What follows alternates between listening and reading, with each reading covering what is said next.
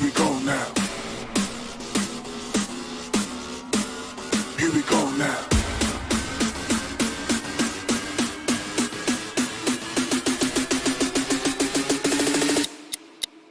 Here we go now.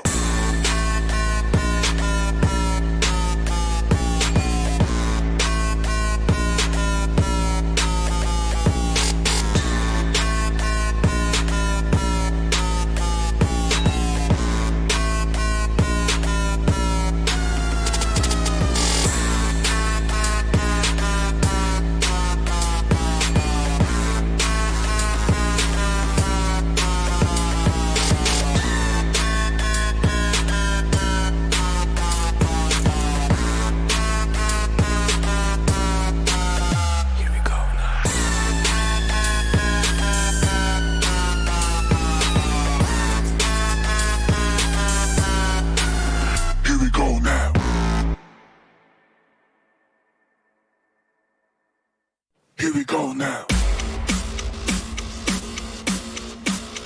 Here we go now.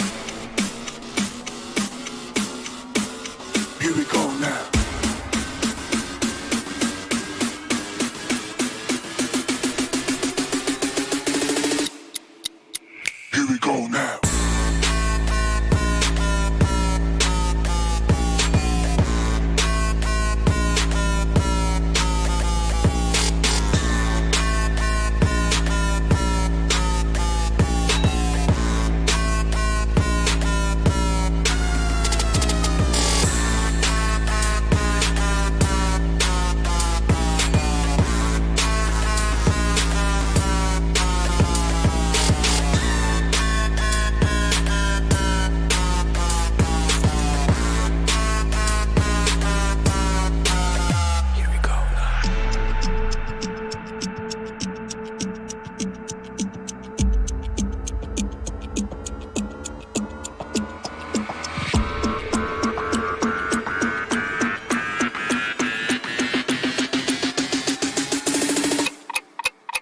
Here we go now.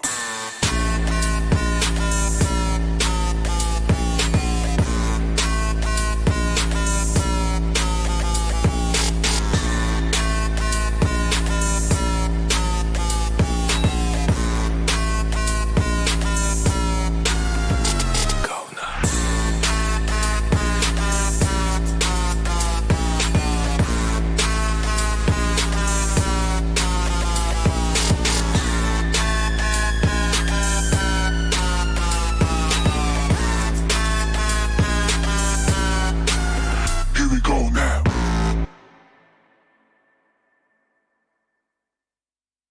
we go now. Here we go now. Here we go now.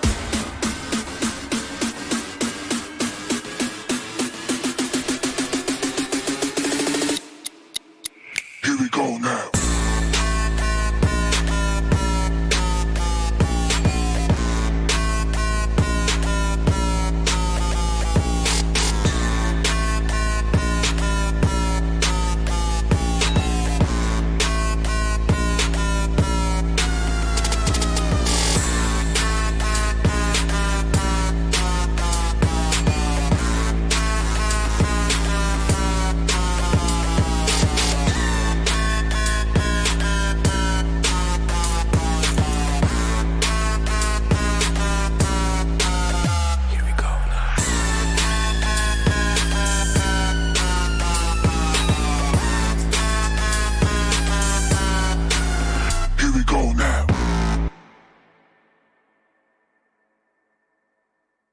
Here we go now.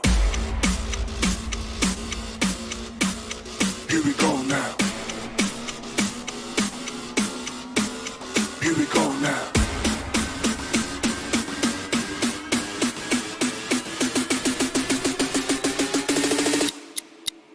Here we go now.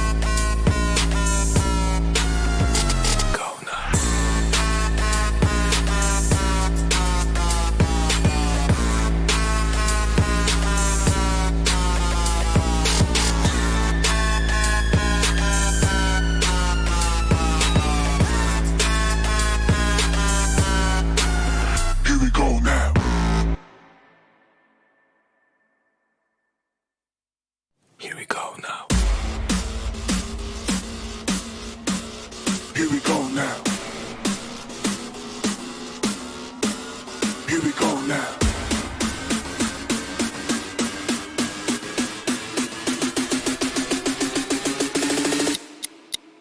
Here we go now.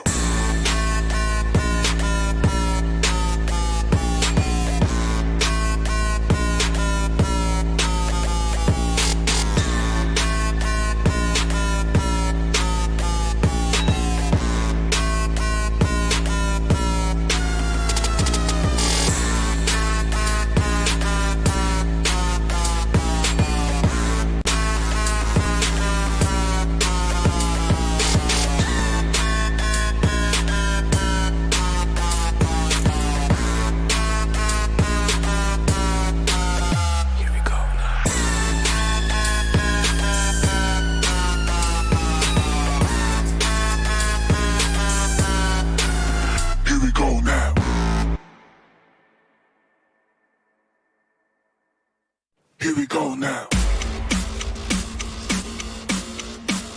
Here we go now. Here we go now.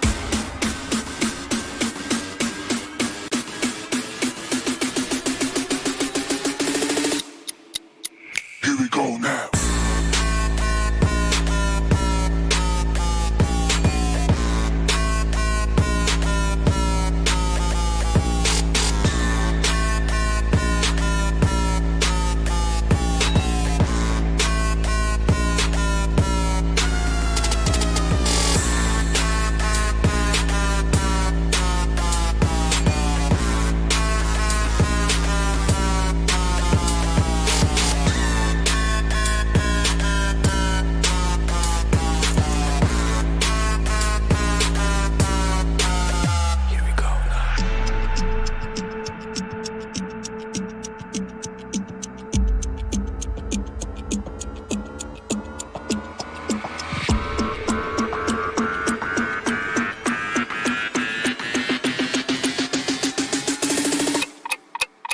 Here we go now.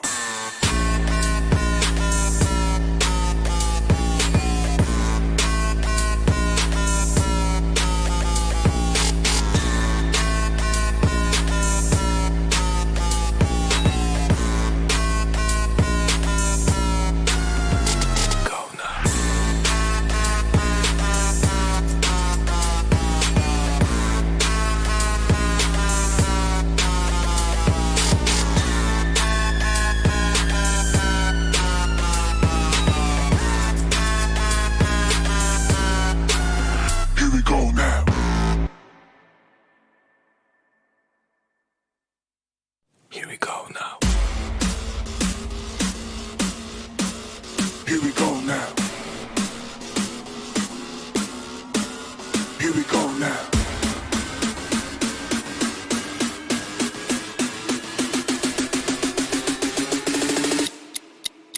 Here we go now.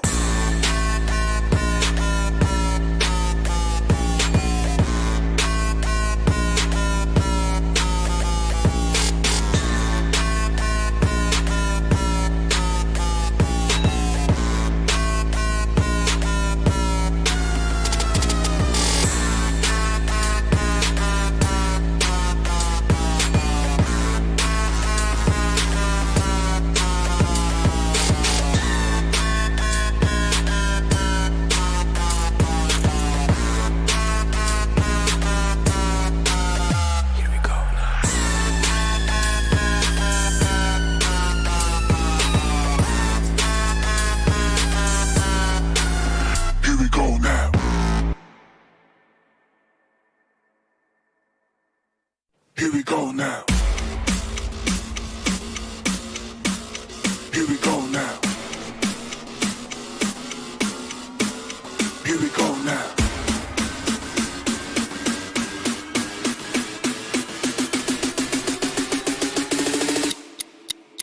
Here we go now.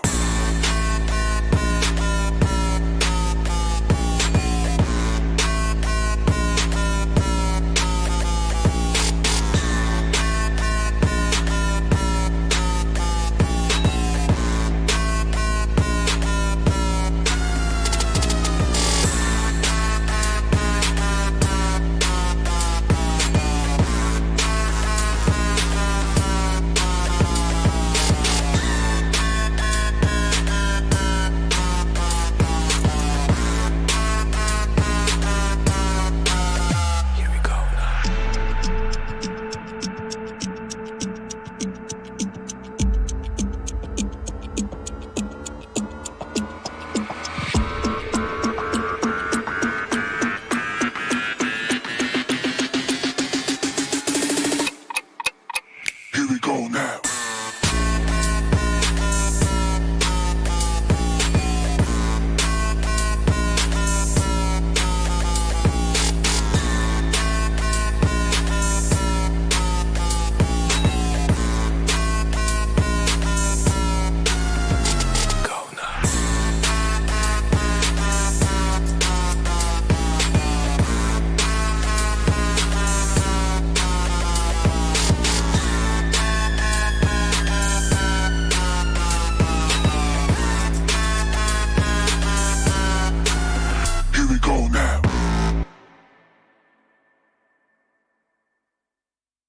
Here we go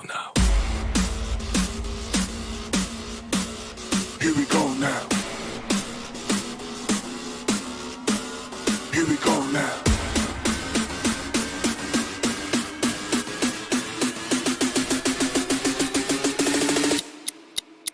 Here we go now.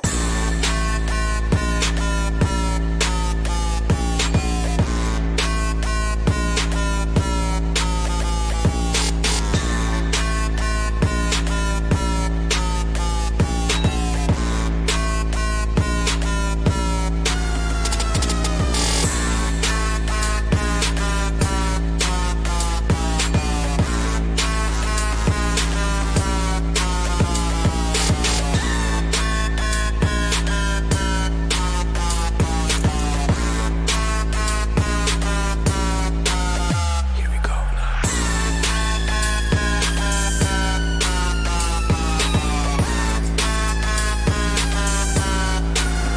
we go now.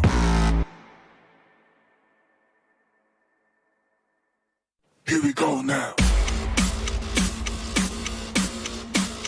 Here we go now.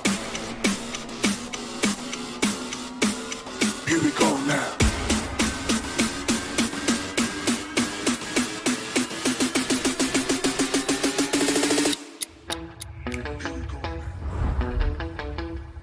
Are you keeping it real?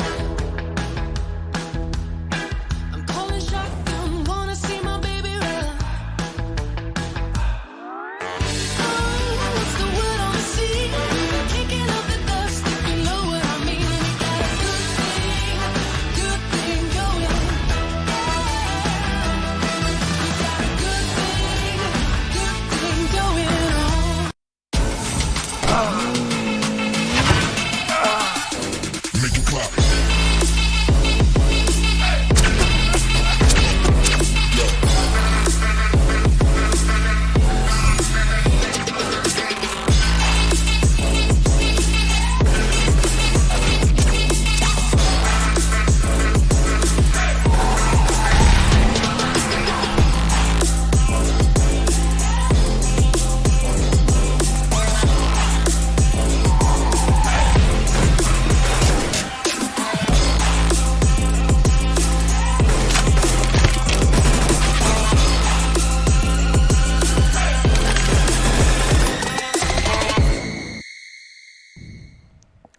Hello guys and welcome to PUBG Mobile Club Open Fall Split 2021 sponsored by the Oppo F19 Pro. Wook up your fun and thanks to Oppo for supporting the event. And I'm here Trooper with me Ocean and we are going to go to the day 2 where we are going to see the Group C and Group D for the South Asia Wildcards. Definitely, we're going to be here, in order to look forward to what's going to happen and how it's going to just, come down, because yesterday we saw 2 different groups coming up with their performances. Today it's going to be 2 different groups coming up with their performances. So all in all, it might just be a good one for the new teams because they know what the other teams are doing. But for them, the competition is going to be invisible for now because they don't know what's against them.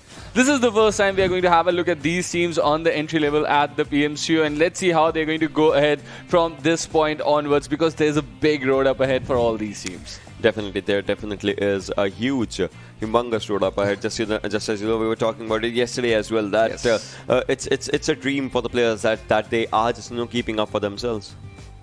Well, now we are going to go towards this tournament explanation where 32 teams, they are now part of the semi-finale, and we saw Group A and B contest yesterday, and it was a good competition yesterday as well, but now it's time to have a look at Group C and Group D. Every team is going to play 12 matches during the semi-finale, and there are going to be 4 matches per day. So we are here for the 4 matches for the Group C and Group D encounter today, and it's going to be amazing. But Ocean, what are your expectations from this group? Because there are some teams that you have casted earlier as well. Definitely, that's just how it is. If we just talk about it, semi-finals coming down 32 teams, and talking about those teams, yeah, we will be discussing that. How those teams actually just play against each other, what happens in those teams' performances, but. At the end, again, it all comes about the money as well. Definitely, and it comes down to money, and the total prize pool for this event is $29,200, and the first place is going to take away $3,600. That's a big chunk of money over there, and the second takes away $2,000, and the third $1,600. It drops down as you go on the leaderboard downwards, but look at that. Group stage, even every team is going to get $300, so everyone's getting something out of here. Yeah, definitely. Everyone is getting something out of this one if we talk about it. And for group stage teams, $300, it's there. But again, the bragging rights as well, they arrive as well for all of them. Yeah, the bragging rights, they are certainly going to arrive. And 13 teams are going to qualify from South Asia Wildcards. 13 teams from these 32 are going to go ahead towards the finale. But how are that 13 teams going to be decided? It's going to be on the basis of this point structure. 15 for the chicken, 12 for the second, and third place gets 10 points, and it drops down as well. But 13 to 16 get no points whatsoever. It's just 1 kill per point, and that is the most important thing over here. 1 kill, 1 point just comes down till the end, and that always stays standard for everyone if you just talk about it. But right now, again, we talked about the names. Yes. I mean, it's about time to look at the names, right? Really. And Group C is here, and look at that. Some big names right away. King Rangers and Mark Penn, some old performers over here. Let's see how these teams are going to perform yet again. And we have got even White playing from Infinity eSports this time. Bad boys out here. So many teams. Kanak coming down. Yeah. White, we have heard that name, right? Amare, we have seen this lad as well as from NRC previously. This lad was doing brilliant with this team only, NRC, if we talk about it. And moving up forward, this is where, we have some amazing name, 187. We have heard this name previously as well. And, Valmount, Olympus coming down, RGC, OPEX, and both the teams are here. Team X coming down, Way to Conqueror. This team has been here previously as well. Equinox coming down with all its players. And then Unity X, that has Easy Win, Anub, Raiko, NG, all these players as well. So, it's going to be an interesting form. Well, it's really going to be. And now the schedule for the day, semi-finale day. And this is Group C, Group D encounter. And Erangel, Miramar, Sanhok, Erangel. It's going to be the same schedule just like yesterday. And all these teams are going to get 4 matches to add some points and just create a good space for themselves inside the overall standings. And that is what they are here for. But before just moving ahead, Ocean, let's give a big shout out to our media partners as well. Nemo TV, thank you so much for being the media partners for this entire event, and let's just go ahead with the show now. What do you think, Ocean? How are these teams going to perform today? I mean, I've seen Markpen playing previously, so I have high hopes for that team for sure. Talking about Markpen, right? That team has showcased amazing potential previously. I guess it was just 2 points that they could not qualify with, just 2 points, and that's just one of the things. But for today, obviously because it's a new start for all these teams of Group C and D, so obviously we'll see what these teams start off with their own points. Obviously it's 0 points for these teams, so they have to just start that journey, and by the end of the day they will be somewhere with the overall rankings of the previous day's team. So that's when we can have that discussion about what's going good, what's going bad for all these teams, and tomorrow again the other groups colliding with each other. So definitely these teams would have have a look at all the teams that played yesterday. Don't you think that 63 points already on the leaderboard from Pain Gaming is really somewhere going to put a little bit pressure on those big guns out here today? So 63 points. If you just talk about it, right? Almost 64. Let's just call it 64 points. Yeah. Talking about 4 games, that means an average of 16 points per game. That means obviously 2 good games. Pain Gaming, they did get 1 chicken dinner. Yes. That is 15 points secured from that. The other ones were from kills and points, everything distributed. So for today, if a team actually gets 2 chicken dinners, which I'm hoping there will be teams in this one that can actually get 2 chicken dinners, they can set that momentum and can maybe just try to go for 60-point marker or something, and if even better, obviously more than 63. So maybe. I think the bar is set for all these teams and they're going to sort of chase it out, and that is always what happens when there are 32 teams participating in a leg. But let's see how these teams are going to reciprocate to this pressure, because only and only 13 teams are going to go ahead. Yeah, that's the thing, right? Obviously, we are seeing teams in the finals at 16 in the number, but then again, the teams that are going to be moving forward out of this, obviously 13 teams, and then the other teams that are just invited. Yeah, invited. They are waiting for the competition. They are waiting. They want to see what's happening, what's going on, how are we gonna just fight around, and all those things. It's in the minds of the players. But now, obviously, in a while, Yep. we'll be seeing the Erangel map coming down, and hopefully, the early skirmishes of today might be different from yesterday's early fights. Yes. But in what sense? Because the first blood yesterday that came down was from a buggy. That was the start of the PMCO Finals 2021, a knock coming in from the buggy. So excitement is not going to end over here, and this is the first look at the teams from Group C and Group D this year. But we've already seen some of the teams in the previous finale as well, and they have been really remarkable. Just like Ocean mentioned, that just 2 points that Mark Penn missed out. So a lot of fans for Mark Penn would be hoping that this time they just go through with it, because just 1 or 2 points, you're just heartbroken with that, right? Yeah. And when you come back, how well prepared are you? That is what we are going to have a look at today. See, I remember that time when obviously it was Mark Penn. They did everything that they could, right? But not getting a chicken dinner was one of the things. Well, maybe today they started with the chicken dinner. We'll have to see. Definitely. And the game is live, ladies and gentlemen. And now we are moving towards, from the Georgopol northern cities towards the shores, towards the eastern shore, right over Milta Power. That is what the plane path is. So definitely the military base island, Primorsk are far away. But other than that, every city is sort of glidable from this plane path. So it's not going to be a very big problem for the teams. It's a decent plane path and moving right very close to the center of map. So the teams are definitely going to move towards this drop location, and we're going to have a look who are, and just 15 teams have joined in Ocean. Okay, already 15 teams. Well, that means one thing. 13 to 16 gets you no points. It's like, less number of teams getting no points and more number of teams. But obviously, it's bad for one team that did not join. But well, we'll talk about that. The flight path coming down from Georgopol to Milta Power.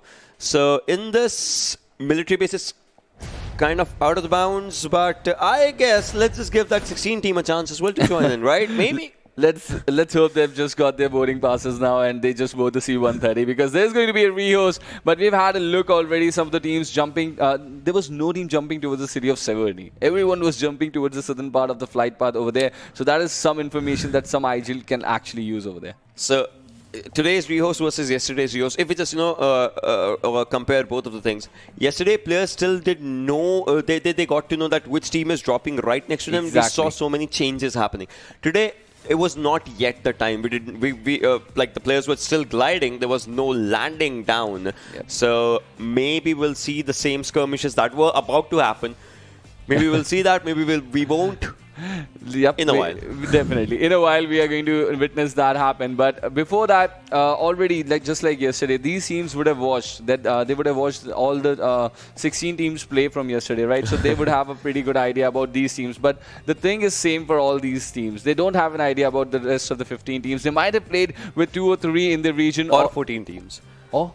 14 teams. I mean. Oh yeah, this time it was just 15 teams joining. He's a maths teacher, so he just keeps I'm hoping though that 16 team actually arrives this time. I'm hoping that they actually get a chance to play, because it's a good one. Yesterday we saw so many teams just coming down with 3-man squad, and then if you remember, Victor Gaming coming with their 4th player, and that 4th player Warzone. I mean, was incredible. So I'm hoping that if that team, you never know, I mean, that team, they just arrive, they dominate all of a sudden. They're like, hey, we were missing out on something big.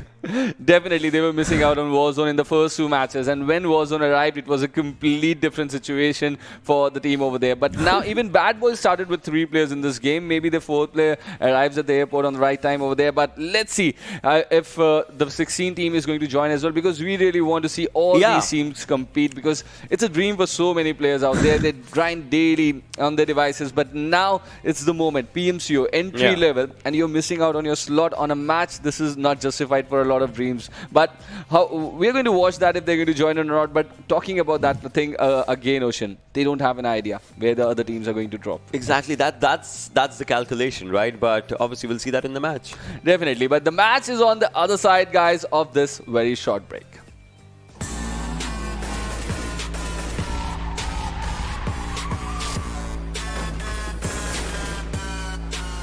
Here we go now.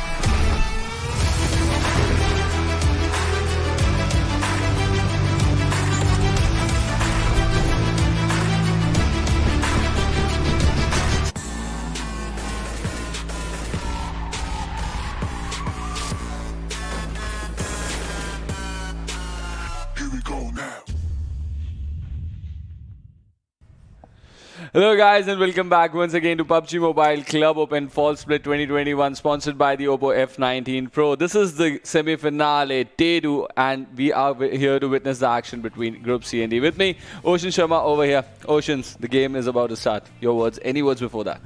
I would just, want to go in with the full surprise to see what happens. First of all, because obviously we're going to be seeing these teams play against each other for the first time. Obviously, they might have played against each other in the qualifiers for themselves, but, every stage just brings up different levels of...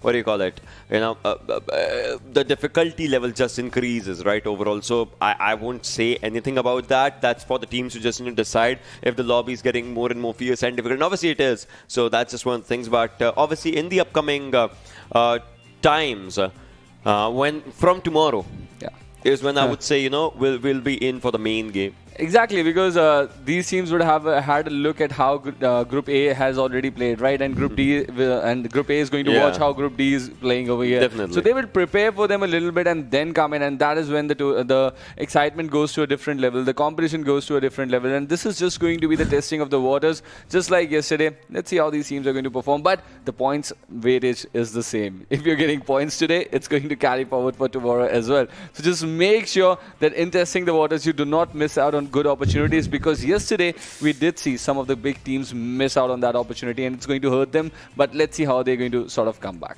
Yeah, we will see how they're going to just, sort of try and have a comeback for themselves, because it is important.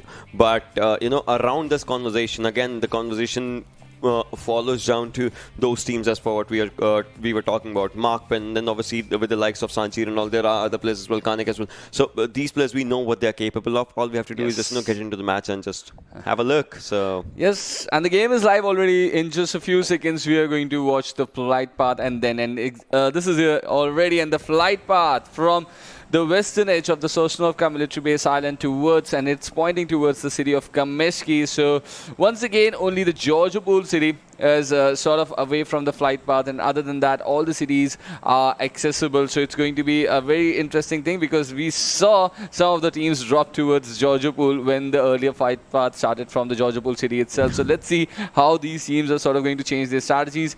Way to Conquer have already jumped over here, but still we've got 15 teams, and even Bad Boys are still here with 3 players. So no improvement in the lobby size, but yes, it's a really decent one. It's a really competitive one, and really hopeful for an amazing opening Erangel game over here. Right now, yes, but look at this. WTC, obviously, they're dropping down to the areas of Primos. So this, in this kind of a flight path, you obviously cannot get down to the areas around Georgiopol. So that becomes another tricky, tough spot to just, look forward to see around, to look around in everything. Right now, if you just, have a look, there's just one team on military base. Nothing else. I don't know if it's the luck, if the circle follows the FS. But Georgiopol's empty. Yeah, Georgiopol is empty for sure. But let's see if some of the teams try to rotate towards Georgiopol. And Yasnaya Polena looks crowded already. 2 of the teams heading towards Yasnaya Polena. And the circle is also headed towards Yasnaya Polena. The city right in the heart of this first circle over here. We have got a little bit of the northern shores and the eastern shores as well. But it's going to be pretty interesting here, because we are going to move towards Primorsk right now, where we have got early encounter, skirmish happening between 2 good teams. This is Way to Conquer and SDZ over here. Both of these teams have played against each other previously. Wow. They know Way to Conquer knows what SDZ is capable of, vice versa. So both of these teams, are ready for the fight, for the skirmish. That definitely is going to happen in a while. You see Captain, you see Godmas, Skra and Pingu onto one side. Izan is kind of just, in between the players. So for Izan, getting out of this is going to be a big challenge. Mishwal, meanwhile, onto the other side. Maxi as well onto the other side. So all these players are ready with the fights. But I don't know if it's going to just come down in a good way, because all these players... Look at this. Godme is getting shots. He is on 50 HP, 40 HP. He'll have to be safe. He's located. Yeah, definitely located. And he is surviving for now, but it's a very difficult spot for them. But I'm really surprised. Two big names falling onto a similar city. I think this is just because of the plane path and the secondary drop locations might be coming into the equation. And that is why we are watching this early skirmish. Even Yasnaya Poliana, there are also two teams inside the city of Yasnaya Poliana. So this is always what happens on a first day. When you watch teams coming in from different regions, they have worked different strategies, grinded themselves for almost 6 months now. And now when they are into the competition once again, what happens? You find a team at your drop. So you're not just losing time to gain that good amount of loot that you wanted, but you're also 2,000 meters away from the play area. So you're losing very, very crucial times. You don't have meds, just 5 bandages for Izan here right now, and the play zone is going to be part of this action pretty soon, so it's going to apply pressure. And who is going to get a good gun and a good loot? It's going to be an advantageous situation. Skirra just here with an M16. And if I have to talk about, right, 2 M16s, might just be really difficult for the fight to just, arrive at home. Just think about it. Does not have a vest. Just has a level 1 helmet. But W2C, now Skirra, Godmas, Captain Pingu, everyone pretty close to each other. And this fight is at a standstill for now. But again, with 15 teams still in the equation, I don't know. But if one of the teams gets eliminated right off the bat, and that too in an area like Primorsk, obviously it can happen because it comes down to one thing, and that is who got the best loot. And that might just be a challenge. But Pingu gets spotted down, gets shot down by Maxi, who goes for the finish. First blood coming up. Yep, Maxi with the first blood out here. But still, the problem for Maxi, he does not have good amount of meds. So they need to wrap up this fight early. But we have got 2 teams inside the city of Pochinki as well. Okay. So 3 teams, 3 cities which are being contested by multiple teams right now. And this is INF in front of us. Sanche, White, we know these lads. What are they capable of? Yeah. And now they are playing under the banner of Infinity Esports. And they're already making a presence over here. They're already showing that aggressive stance. Look at Sanche go. He's traversing from compounds to compounds inside Pochinki, applying that pressure. And the team is retreating. He doesn't fear anyone. He doesn't fear anyone. Look at him. Straight up going, and look at him jumping again. Sanchir, he does not fear anyone at this moment. Dictator, he spots down Dictator maybe, but he spots down EvoX as well onto the other side.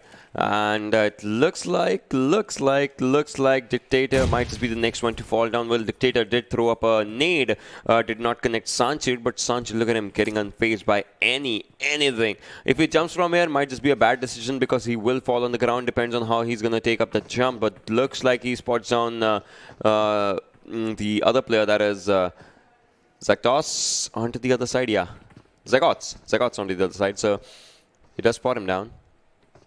Sanchir just the best part about Sanchir is he's got an M4, not without an extended though, but an M4 and mini. They turn out to be a really good weapon in there 3 times as well. He knows Dictator's location. I guess he exactly knows Dictator's location, but right now he's focusing on the other side's player because that player can actually just backstab him if given the perfect opportunity. Yep. And this is the team of Wallace Mount Olympus Ocean, and this was 7th in the previous PMCO from the region. So this is not an easy team to handle. But the way Sanche and White are just controlling the situation, look at them go. They're just not afraid of anything over here. It's going to be difficult for Dictator and Simante to just hold on to their positions for now. But there's a different player as well. He's from the flank position, playing from the triangle of the Pochinki. And let's see if he can find out Leo, because Leo is not in a very good position, to be really honest. Now the fight starts. Now the fight starts all over as Nix just moves forward, takes down 1. Can by any way Leo be the 5th player for Zeus Esports? Is there okay? Just a very guess. Just a wild guess. Look at him. Leo knows the location, exact location. So what Leo does is he takes down a stun, throws the stun inside, and now he wants to move into this area. A smoke has been taken down by Dictator so that he can just get out of this area. But looks like Leo's going to use that smoke. Leo is using his own smoke. Leo wants to get in. Dictator, here's the footsteps. Dictator knows how important this is. Dictator throws another throwable down. But Leo, look at him, moves forward, takes down Dictator. Wow, Leo, look at how bravely this lad moved in. Now it's just one lad surviving, I guess. INF, look at him. Wow. Boshan, by the looks of it, he's looking to be like the Zeus eSports Leos. To be really honest, he is earlier clan, but the way he's going, because I've seen Leo perform amazingly. But we'll find that out. We'll check that definitely later. But right now, an amazing vibe coming in. This is the first vibe that is coming in from Pochinki, where Infinity Esports have wiped off Olympus from the surface of Pochinki right now, from the surface of Erangel, and they are moving ahead with 4 points. And they have shown their domination, and they have clearly contested the center, the heart, most city of the Erangel map right now. And I don't think Olympus are going to return to Pochinki in the last game today. I guess no, the way the fight just happened. Well, there are other skirmishes as well happening, but Pochinki, for a while it was so crowded, and now it's just empty. But look at this, look at the bridge. Wow. Look at the Novorepnoy bridge and Milta's area. I guess second fight might as well just happen at that area. But look at Skura from W2C. He's away from his teammates. His teammates are running away, and Skura is just away at the area around Primorsk. And we hear gunshots. We hear a few gunshots. Where is it? Yeah, it is the bridge side area in which Unknown takes down one. RGC Opix taking up a good fight. They're taking down one player. The revive is happening, but is it too late? Is it too late? Is it too late as Hunter is just sitting at this area? Second one can be taken down by Unknown, but Unknown just, sitting out that area. Ellen goes down!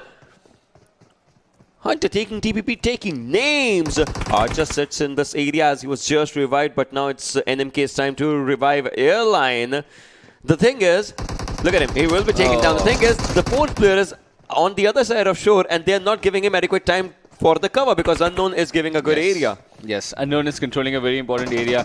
But now, East goes down. This is not looking good over here, but he takes down a shot. He's trying to complete it. He does eventually complete that kill, but this is the situation is still bad for them. But RGC Opix eventually get control over here, but they've lost a player in the process.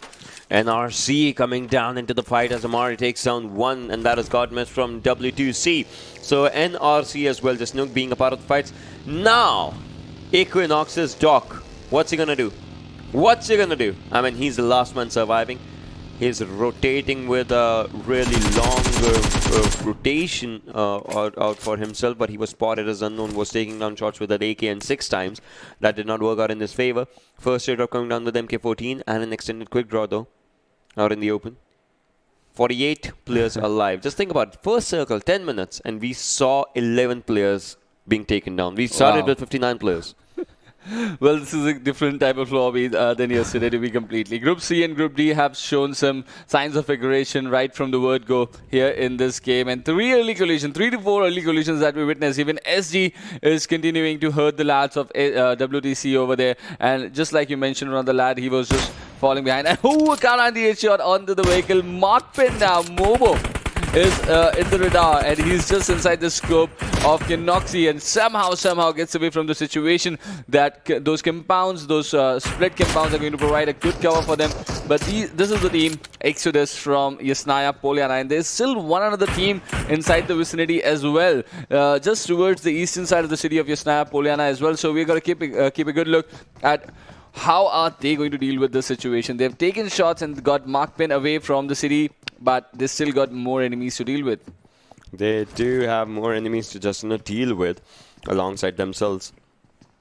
Exodus at this moment, just the players healing up. They know first aid's not gonna help at this HP, right? So just taking those boosters and those weaponaries for themselves.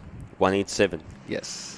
They have a decent area around Yasnaya Poliana. I mean, this is the most important building. It's known as God building for a reason, because you get the entire vision of Yasnaya Poliana from this area, from this area. So yeah, look at it. 187. The players are trying to take down Ganoxy, but this angle, one wrong peek, and one helmet down. That's what Ganoxy can do. Car 98, 8 times. One wrong peek from 187, and one helmet is done for. Well, yes. But the city is still inside the play area. You never know if the circle is going to shift. Yesterday, we did witness a lot of hard shifts during the second phase of the circle and during the third as well.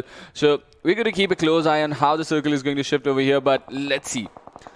Stalber Hill's still in there, and the shift of the circle is just about to happen. And a little bit of a snap. Poliana still in there. Both the teams are going to fight themselves inside the city. But Mansion, the heaven on Mansion, that is going to be under the radar. And now NRC going into action. This is OPX just standing in front of them. OPX, let's see what they're going to deal with this now. Hazen very close to themselves, and Susti right there in front of them. They're making good covers out of the vehicle and the shacks available inside the vicinity. But the lad from Equinox, the one and final lad from Equinox, is also still here. And Susti, you're moving in for a trap. This might just not end good for you. But no shots taken yet. Trigger discipline being executed there by Equinox. DDK. Okay, DDK is the player who's just holding up over there. But now, SDZ Snipey goes down. Kudos to Playzone. That's something interesting to see. NRC, Hazen at a good area. Amari gets revived. NRC moving on to the back lines, but they'll have to move forward as well as the circle's going to push them to that forward rotation. RGC, OPEX, all the players again just trying to move for themselves, and they will find up a decent area for themselves as well. But look at this, DOK. Look at this. Doc, what's he going to do? What's he going to do? Because at this area, he was just lying, not making any single sound, but looks like Hazen has spotted him out. Hazen does spot him, but now Hazen has to move forward as well as the team has moved forward. Hazen would not want a mistake to just take him down. They do have one vehicle left behind. I guess Doc can just use that vehicle for themselves and move forward. NRC meanwhile just rotating around the circle to get inside the circle. A pretty good rotation as of now, pretty decent one. I guess they're going to be changing up a vehicle. No, they're just giving one buggy to a player who can just get up on his rotations solo. They have all the players now with the vehicles for themselves. 4 players, 4 vehicles, scouting out in different directions. Looks like they're going to be contesting the back ends of the zone. Yes, now they're moving inside the circle now to find up a good area. Playzone takes down SDC's Mistral. That was not supposed to happen, as Playzone eliminates a team. Wow, that's interesting. SDZ falling to the play zone. We saw them fighting inside the city of Primos, right? Yeah. They had to traverse a big way, but they did hurt WTC as well. Way to Conquerors fell down. Kudos to SDZ, and one of the last led fell down to a different team completely. But SDZ spending so much time, investing so much time outside the play zone in the blue, and it really, really did hurt them, and hurt badly, because they are eliminated inside the 13th position over here. Maybe not having heals would have been one of the most crucial parts, right? Even if it's the first, second, third zone, the circle's moving away from you, and Ocean WTC left the city early, so they might have just picked off the vehicles from that road as well. So you're just walking barefoot onto those areas, and it just does not work. But this is Markpen alongside INF. 4 players of Markpen just looking. Look at this. This is what I love about them. Illusion looking in one direction solely, LSK looking in the other direction solely, and then Pasta and Momo, 2 players. And these 2 players, I know what these both are capable of. I feel like Momo wants to rush. Look at him. He knows that INF is just there. And I would love to see this fight. I mean, INF versus Markpen. Wow. And both of these teams are outside the circle, so maybe they would want to rotate in first. Yes, and Momo, that's the reason why exactly you watch Momo just disengage. And there's one more team inside the vicinity. Yes, NRC, and Illusion has got his eyes set on them. But inside the backdrops, you can also witness Infinity backdrop just making that big rotation. Sanche, Sanhok following the IGL over there, and they're just about to enter through the northwest segment of the zone, and they're going to enter over there, and it's going to be a decent timing coming in from this team, considering the fact that there were 2 teams still lurking around the city of Yusnaya, Poliana, and now this collision might just happen. 187 right in front of Infinity Esports. As of now, yes, 187 is just there onto the good grounds for themselves if we talk about the players. Now, everyone moving up forward. Markpen pretty close to NRC, with NRC just using its throwables. Pretty close. Markpen Momo taking his buggy onto the backgrounds. They are just trying to fizzle out the areas around those trees, and that's why those smokes were being thrown. But NRC is in a lot of trouble, because from the backsides they are getting shot at as well. NRC Susti is on really low HP, and he falls down. Maxi falls down. That was the end of SDZ though. NRC Susti gets taken down by Exodus, Kenoxy, and Akali taking down Amare. NRC, look at this. 2 players down in the open. Wow. With no backup whatsoever. It's really bad right now, as the fight's coming on these players. Amare gets taken down. INF gets taken down. I mean, Sanchir, the one player. Well, they're finding themselves in the midst of a cluster right now, Exodus, and they're trying to clear it off. NRC in front of them, and there's a different team of Mark Penn just lurking around the corner. So a lot of action coming in from the western edge completely. Now, one of the lads from Exodus goes down. This is not looking good for either of the teams. They're just going all in, and this is just the fourth circle that is closing in. Still 11 teams in this opening game right now, and we've witnessed so much endless action right from the word go. The first 10 minutes were also so aggressive, and even after that, the action continues during the mid-game, and these teams are not stopping at all. Now, Pasta once again holding the higher edge with his team. He's on the other side of the road, and they've got a good area to play with. They're just trying to control. But on the backside, they have witnessed, they've spotted another team holding up inside the compound. So they're just making sure that they keep the backlines clear as well. Yeah, they definitely are making this sure for themselves. Mark and Momo onto the backlines again. Mark and Illusion takes down RC Hazen. Fantastic takes down Ranger. Well, this lad has been there in the previous times as well. Fantastic, I remember the name. Well, Leska just, trying to dish out the damage onto the players onto the other side. If that does, help the team down. Pasa with an SLR. Well, this is a DMR that is used really by the players, but yeah, they are using it. Unknown taking down Gucci. Pasa trying to do damage onto the vehicle. Just dishing out. Now onto the players. He tried though.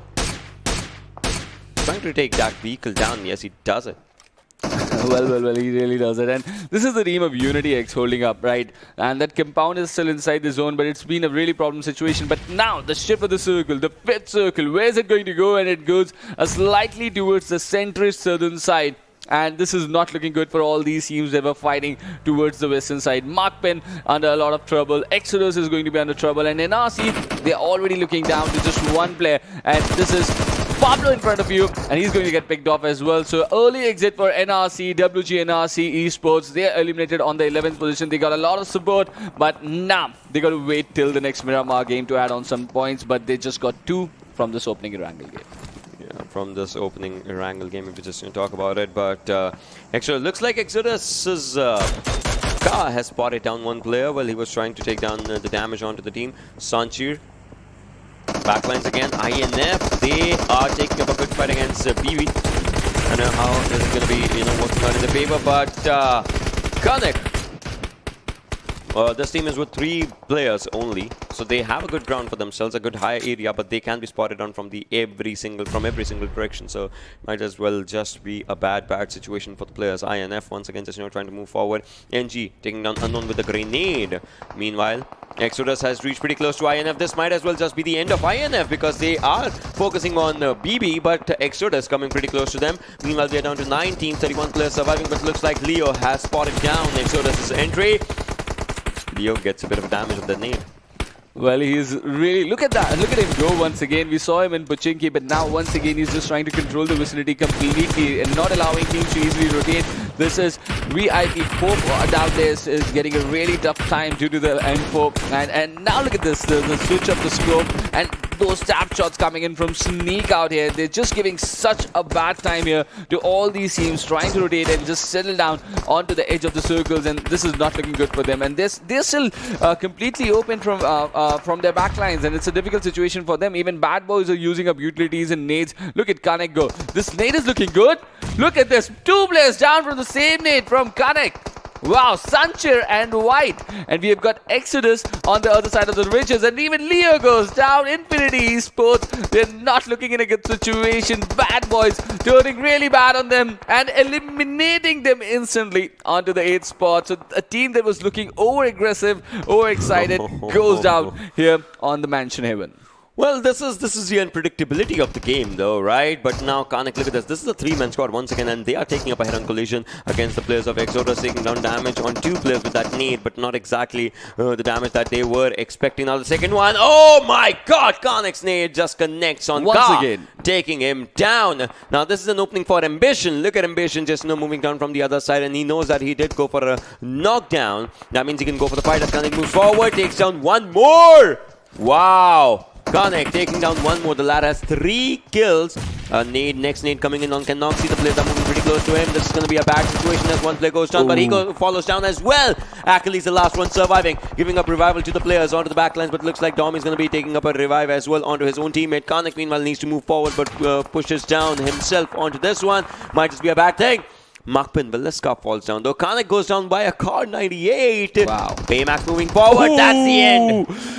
Ooh, existence denied completely, and this is an excellent fight executed by Exodus. This is what you do when you find your team, when you find a team in front of you in a difficult situation. They were just trying to regroup inside a smoke cloud, spotted beautifully by Exodus and eliminated. So the bad boys go down as well. They just had 3 players in this game, and it has hurt them inside the final circles over here. 23rd minute of the game already, but we still got 6 teams trying to get some points. We got Opex Deno in front of us. Look at Fantastic's position right now. He's just trying to survive with a buggy and an airdrop, but this is VIP. They were being pinned down from a distance, but now Aqua goes down as well. This is Ghosty who spotted him and pinned him down, but the revive is going to get executed pretty easily, but the smoke on him disappears at the wrong time. He's going to find himself out in the open. They're being constantly pinned by the teams inside the vicinity, and Exodus is also making an impact on them. Yeah, they are definitely, making up that impact on for them. So that's just, how it is. Look at this VIP. All the players, they are going to be on a bad situation, as Belgian is the last one surviving, and he's the last one breathing for now. Not anymore. Wow. They've been denied and executed. They've been forced to exit over here, and they were all burning at the same time. It was an amazing scene to see, but VIP eSports, they get eliminated on the 5th spot over here. They've got some decent points for themselves. We're going to see that later, but on domination is Exodus Car right now. He's just giving so much hard time for all these teams, but Markpen inside the final circles as well. Exodus coming in from the higher ridge. Markpen trying to survive, and there's a nade just jumping, just bouncing right in front of them. That is coming in from the lads of Unity X. Pasta and Pasta is down. Pasta was also bouncing with that vehicle just coming around. But now Illusion, he needs to decide if he's going to go for the revive or not. I mean, maybe he does not have any smokes though, but he did do a lot of damage. At this moment, he's going to loot the crate of his own teammate. Meanwhile, on the other side, you can see, the fight still happening. 4 teams, 9 players surviving. With Ghosty, Dino just, surviving. Dino, I guess this team had a good number of chicken dinners last time as well when they were playing. So, they would be ready for it. But it looks like Unity and Exodus, they are ready to, dominate as well. But Illusion, with his grenade, takes down 1. He does. And still 9 players alive over here. The revive is going to be very crucial coming in from Exodus. They want to keep that man advantage situation. Otherwise, the situation might just turn into the favor of Dido over here. Solly moving, inching closely to the play area.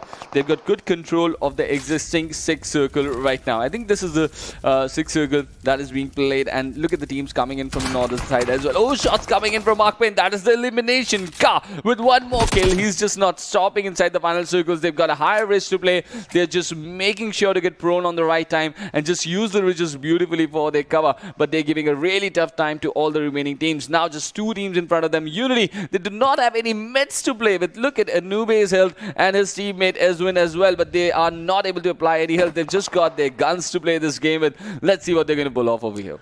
It's a 3v3v2 situation in the final circle. The final skirmish is actually not exactly the final circle. The 7 zone is still coming down. It's compressing down the players' play area. But Exodus, looks like Exodus and Dino are looking really good. Unity, they have players, but they don't have heals for themselves, which is a bad situation. Right now, what they can do is just, wait for both the teams to have a fight and then maybe play for the second position if they can. They would not want to move. They would not want to give up their locations because they are really low on HP. So this is where Exodus and Dino, they might as well just have a skirmish. The first one to maybe get up loses in this situation. Carl just removing his backpack. This is important. This is needed. He would not want to make up a bad move. Hence, just taking down everything onto those bullets and nothing on the healing. Just taking down the backpack though. Has 4 kills with the Scarrel and a mini. I guess he can just remove the mini as well. With an 8 times at this moment. If he wants to, he can use it. Depends on how well he can just go with it. But Scarrel obviously is going to be the weapon of choice. Baymax with an AK and an M4. A pretty good choice for the final circle skirmishes. Yeah. Next circle coming down. This is going to be very important. It's just the silence before the storm. And Exodus just sticking together as a team. They just kept themselves a little bit separated in a split situation so that just one nade cannot just destroy the entire team. But look at that. There is a 2-1 split for when you consider the team of Deno. Fantastic, completely away from his team. And the two players from Unity without any meds. They're not even finding any sort of meds or credits here inside the final circle. They're in a bad situation, in a really bad shape. But there's a tree that can just come into the equation for Unity. Anubis is slowly and steadily using the curve of the land and those grasses out there to move. But there's a challenge, right? When you move so much, you might just get spotted. You might get spotted in less than 15 seconds, ladies and boys and girls. The next zone's coming up. The next zone's going to move up. Fantastic. It's spotted down by Easy Win, who's himself on low HP. But he wants to do the max amount of damage. And look at this nade that is being turned down onto the sides of Easy Win. Unity gets eliminated. Yeah, he was on low HP, but he's still surviving. Oh my god! How is he surviving? Does not have any healings, does not have any meds. But he's still surviving. Easy wins on Magic Pixel. He stood up wrong. This was not supposed to happen. Dino, they might be having this game for themselves. Oh my god, what is happening? A 2v2 situation in which Car is just spraying randomly, and his one shot just connects. Akali and Car can take down last player. That is Salty. Salty moves out. Salty can take down one. Salty goes down. Ooh, he just got up at the wrong position, Salty. And Dino, his teammate was trying to help him over there with the positions, but really could not make a big impact. So this is the situation here. Team Exodus, they really dominated that Western Edge during the mid-game. They made things difficult for so many teams and eventually end up with the 18-kill chicken dinner. And look at this Ocean. With just one game, they've got the hashtag 7th position. So brilliant game coming in. And we were just worried about 63 points on the board. This team is already 33. They've done half of the job already. It's done by them. But talking about the MVP, it's Scar, obviously 6 kills. Out of those 18, 1/3 contribution by this lad. 6 kills, 518 damage, 2 assists, 216 healing done. Survival time 26:34. Just coming up for this lad. I mean, just the way this guy played. There were some times when he was taken down. There were some times when he was knocked out. He stood up, took up the fight again, and got the best out of it. Well, yes, and he was really a problem for all those teams. They just used those ridges beautifully, even during the mid-game fight as well. They were the ones who were they pinned down NRC as well. It was a big team to pin down over there. They were making things difficult for Mark Penn even. So considering the fact the way they have used the ridges and their skill set, it's a really amazing game. But not only Team Exodus, there were other teams that were able to impress us as well. And we're going to keep a very close look on all these teams. BB being one of them. Kanek got 3 kills and he got all the 3 from the utilities. He got 2 with 1 nade and the 3rd with a nade as well. And he's got an overall damage of 809. Exodus Ekeli also making him on the top players list with his teammate, and even Baymax does. So it's a really good outing for all of these teams. But even OPEX, Deno also makes an appearance over here. Yeah, Deno goes to RGC. Deno just coming down with his appearance in top 5 players if we talk about this game. But moving up forward is where most of the contributions are going to be coming up. Akali with the most utilities used. Akali with the most assists. Highest skills coming down for Ka. And obviously, if we're talking about longest distance skill, 176 meters coming down for Ka. Kanek coming down with the highest damage. That's 809. That's a really good damage coming in from Kanek. And he just got 3 kills in his name. But 3 assists for Exodus Ekeli as well, and that is why he got that spot in the top players list, because he's been just an amazing help to his teammate Ka. And together, they have been a destructive force in this opening game of Erangel in this Group C and Group D encounter, and go away with 33 points, an 18-kill chicken dinner. That's already a benchmark, I believe, and we're going to find out if that is going to get broken pretty soon or not.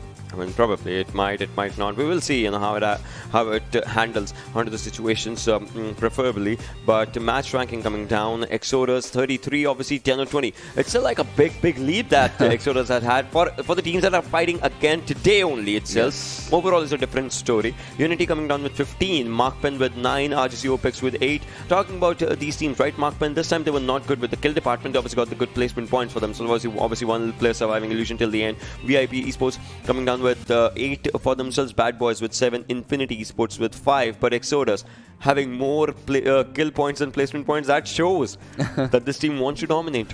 Really, they want to dominate, and it's a very good start for a lot of teams. Look at that, even Bad Boys getting 7 points out of this. In my book, it's a good start. So if RGC Deno had that chicken dinner, they would have had 15 points and 10 kills, right? Obviously, last 2 players taken down. So, still then, Exodus would have been on the top because of the kill numbers. They would have had 16 kills, right? They would still be on the top. 16 plus 12, 28. Yeah, Yes. they would still be on the top. So it was clear domination coming in from Exodus, but the teams that really did not have a good game over here, NRC eSports, King Rangers, these are big names. SDZ eSports as well, big names out here that are not getting good games. But we are now going to move towards the Oppo F19 Pro moments of this opening encounter of Group C and Group D, and the highlights of the fights are going to be here. This is from Pochinki.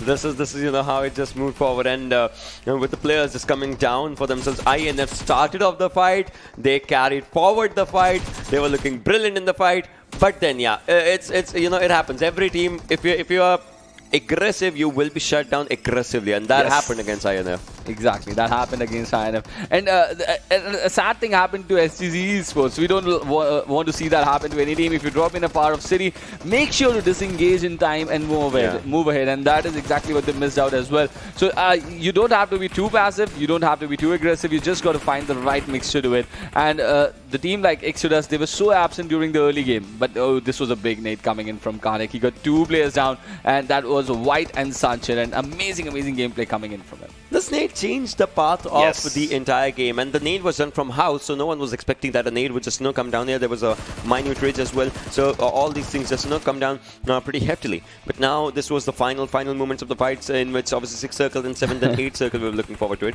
VIP, they were taken down by the Molotovs. No nades were needed. The silent death just coming down onto the players, but easy win. You see the survival instinct on that lad. Easy win. You got a feel for VIP esports, right? They were the only team trying to play center inside the final circles, and everyone just spotted. Look at this amount on easy win. Yo, the HP. Is it 1 or 2 HP? I thought he was done for. I was like, hey, why is not the green smoke coming out? And then I saw, the shots being fired at from that lad. I was like, wow. A very thin orange line over there. But now it's time for the overall rankings post match 5, and some of the teams have just played 1 match, but still appearing on the page number 1. Exodus, you beauty. 33 points in this just 1 game, and they've already announced their arrival. If in the next game they get 2nd position or 3rd position with some decent kills, they're at the 2nd position already. 33, 45, 12-point difference. That's the 2nd position. Wow, amazing. So Exodus, it's going to be a dream run for them on this opening day, but it's going to be a wake-up call for all the teams from Group A and Group B. They got to realize that whenever you're going to play a game, you got to maximize the opportunity, because a team might just come back on the next day and push you down inside the overall ranking. Yeah, I mean, these are the top 8 teams in which only 1 team has arrived. But talking about RGC Deno, well, they're at 13th. UnityX, they are at 16th. There have been, you could see those red markers, obviously, because these are from the teams that have played matches yesterday. They are not playing today, obviously. But I would love to see what RGC Deno does in the next game, or maybe Unity does in the next game. But then, for the 16, we see it out here, but then the upcoming, 17 to 32 is where we'll be seeing new teams coming up, and look at Markman as well, obviously with that 8 placement points, 1 kill points. They're at 18th as well. They would want to get into the best place for themselves. There are a few teams now. Let's talk about this one. Fear No One, Team WMG, and Classic. They have played their matches yesterday. This is how the competition moves forward, right? New teams are coming. They are throwing you down. So this is what the reality check is for these teams. And the beauty is, like on every second day, we've got a 6-day semi-final, right? On every second day, by the end of every second day, the matches would be equalized. And here, 31 teams that participated on the 4th page: Equinox, King Rangers, WG, NRC, eSports, SDZ. These teams are going to have a really tough time. Even Olympus, this is a really good team, and this is sitting on the 30th position after game number 1. They would really like to change things. They were pinned down in Pochinki from Infinity Esports, but let's see how they're going to do in Miramar now. It's a very, very important game upcoming. Obviously, so many teams just coming down, just like you said, Olympus and Way to Conqueror. They did not get any points for themselves, neither for the placement nor for the kills. So all in all, this team would these teams, would want to just get good gameplays, and in the upcoming match, maybe they will get good gameplays. Certainly, and remember, only 13 teams are going to go inside the regional finale. But all that action and Miramar action is going to come next. But right now, it's time for a very short break.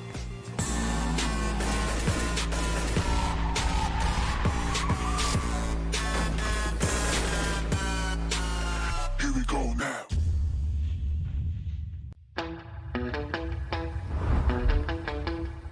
Are you keeping it real?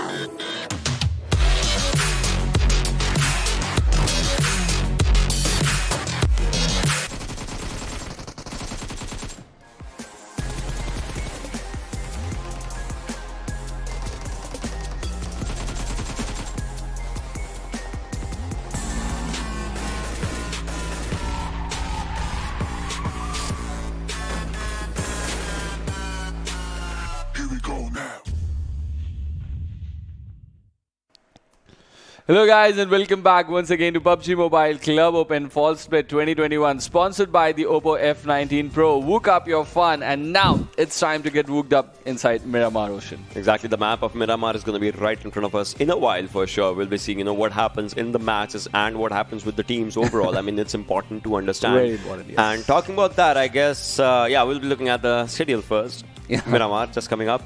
And good image of Hacienda, I would say. I would want to see who drops down here. Yes, certainly. And we always keep an eye on teams that drop down in Pochinki and in San Martin and in Hacienda. So these are, and boot camp as well. We always keep an eye on all these teams who has the audacity from the region to sort of dominate those drop locations. And it's always an amazing team to watch how that team is going to proceed further. But let's see which are going to be the teams dropping towards Hacienda today.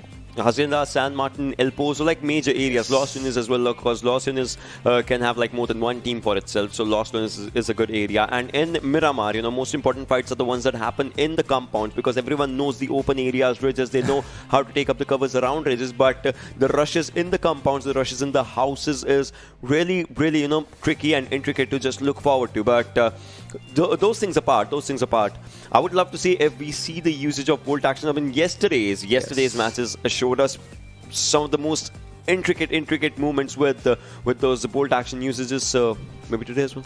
Well, and we saw some DMR action in Erangel today. Yeah. So we did not see DMRs yesterday in the Miramar, but we are going to find out if we are going to watch that today or not in this game. The flight path from Torre Ahumada to Valdemar, and as you can see on your screen, Los Llanos and Puerto Palacio are going to be difficult to glide on, but it looks like a very decent plane path, crossing very closely to the center of the map, and doesn't look difficult for a lot of teams, and definitely it's going to be easy for them to move towards the drop location. So we're going to find out exactly where the teams love to jump. And I like this sort of a plane path when this is the first encounter. But still, we've got only 15 teams joining in. And the bad boys still miss out on their fourth player. Definitely, that's just how it is. And you could see, players just dropping down with WTC. It looks like they're already going maybe to El Azhar or maybe areas around Crucible already. I would love to see how that just turns down for the players because they're not alone. They are not alone in that small area. They could have dropped down to El Azhar, would have been really good. Yeah. Multiple cities in that area, right? But Crucible has its own beauty. It's really good for one team to loot up. And if you know how to control the city, you can give a really good fight to your opponents. But the problem for Way to Conqueror, they got a different team of SDZ inside Primos. But now they have got contestation here against, I believe, NRC. This is going to be really, really difficult for them because both their drops are being contested. So they're going to come up with a really good strategy. Oh, in the zone. In this one, El Pozo, Crater Fields are good areas, obviously, to just, stay. I mean, Equinox from Montenegro, they can go to El Pozo, stay there for a while, for 1 or 2 circles. But talk about the areas around Trailer Park and Ruins. No one goes there. No one knows about those areas, obviously. Obviously, it's really, really far away. But if a team wants to, but if a team wants to, maybe, suppose like Dino, they rotate from the backsides of Montenegro, drop down to those areas. It can be a good one. But right now, W2C, ready to take up a fight in this area. NRC. That they are ready as well. They've heard that they've seen those parachutes, obviously. Certainly they have, and it's going to be an interesting contest over here. Win 94 coming down. All right, already. Yes, you find a lot of Winchester in this map of Miramar, right? But certainly players don't use it in the late game as well. But look at this, Anube just confirming that kill as well, and he's got the first blood to his name. So Unity X, they got a decent post game, and they've got a pretty good start to this Miramar game as well. But there's a completely different story for these two teams. Even NRC, they got dismissed cheaply inside the last game. But now here, they've got Way to Conquer in front of them. And now the UMP coming in from Ezwin. SDZ is also back-to-back getting contested on the drop. Wait, what is happening? Mark Ben, 2 players being taken down by an M16. Definitely not the start that team would have wanted, but it's like SDZ as well. Like, so many fights are happening already in different areas as Snipey goes down from SDC. Izan with another win 94. Okay, well, the confirmation for Markpan against Markpan is going to happen as Unknown takes down 2. Unknown just starting up himself onto a good road. He's trying to look at the loot. Well, no one had anything. Look at that Godzilla just running. I wish we could have a cam dedicated on the small King Kongs and Godzillas as they're just running around their players. It's like, hey, what did you find in that crate? What did you find? Tell me, what did you find in the crate? I don't find any problems from them. I've heard a lot of complaints. They were like, why this, what that? But I love those. absolutely I love them. those. I I love want them. those. I absolutely love them. But this is the city of Picado. And we've got, ooh, a good nade. That was a good nade. That was a good nade. But just a little bit away from Leo over there. Bounced right on his terrace. But this is once again Olympus with Infinity Esports. They were fighting inside Pochinki a little while earlier. And now they're both fighting inside Picado. So clearly both these teams will love with the centralized cities. And let's see, how is the bout number 2 going to happen over here? Who's going to win this, the fight of Picado? We will have to see, who is gonna win this fight against their opponents. Who onto the backlines, Dictator as well. Well, everyone's just trying to move forward with themselves. That's important. Looks like Zagot's one. He knows that Leo is just there. I mean, obviously the throwables were being done, but it looks like, knowingly or unknowingly, INF is trying to surround the players. Look at this one vehicle coming down. If the vehicle goes onto the backside, it can be a good one. And looks like they are planning on it. 2 players here, 2 players onto the other side. I don't know if they're ready for it. Oh, they've created a split situation, but not that big. But now the important thing, the split has been noticed, and Dictator knows he would have rallied the information. So now it becomes very important how Mahu and his teammate on the other side are going to try to give that cover to him. You can see him try to take some elevation, Mahu, but he's getting late, and Dictator is getting pinned. And are they going to commit to this fight? The balcony angle for Zato is also coming into the equation. Dictator just trying to survive. He's just trying to get close and bring his teammates into the equation as well. It's a difficult fight, but INF, Infinity Esports, they're really applying the pressure just like they did inside the city of Pochinki. Definitely, just like they did inside that area of Pochinki for themselves in the previous game. Right now, Sancho still trying sneaks as well. Leo's as well. Now this is where it becomes really difficult for the players of Mount Olympus. Because look at the way INF is trying. Look at the way INF is moving. Domi takes down Exodus' car. The MVP of the previous game goes down by a Molotov. I'm pretty sure he should get that revival on himself, but Wow. Decent spray. no, the finish comes down on Ka. He gets traded out. He gets taken down. Nades being thrown onto the sides of INF. This is where Mount Olympus can actually lose up the fight in one thing, and that is their players are away from each other. One gets knocked down. They don't have the adequate time to cover up the player. And Exodus are already into some early action. Oh, that was a good molly. That was a really good molly coming in from Dictator. And we've seen this lad in some good fights in the previous tournament as well, in the previous PUBG Mobile Spring Split finale as well. But now he's up here, back in the fall split. And let's see how he's going to deal with this challenge that has been put in front of him. Infinity Esports, this aggressive team, just challenging them in back-to-back matches in some early contests. And it's going to be very interesting. Still no one down from either of the team. The technical game is being executed from cover to cover, bringing in multiple guns, and the utilities also being utilized beautifully. But Infinity Esports, they look restless, right? They've won that action to begin already, and they're just trying really hard to create that opening. This might just backfire also sometimes, but you got to keep your eyes open.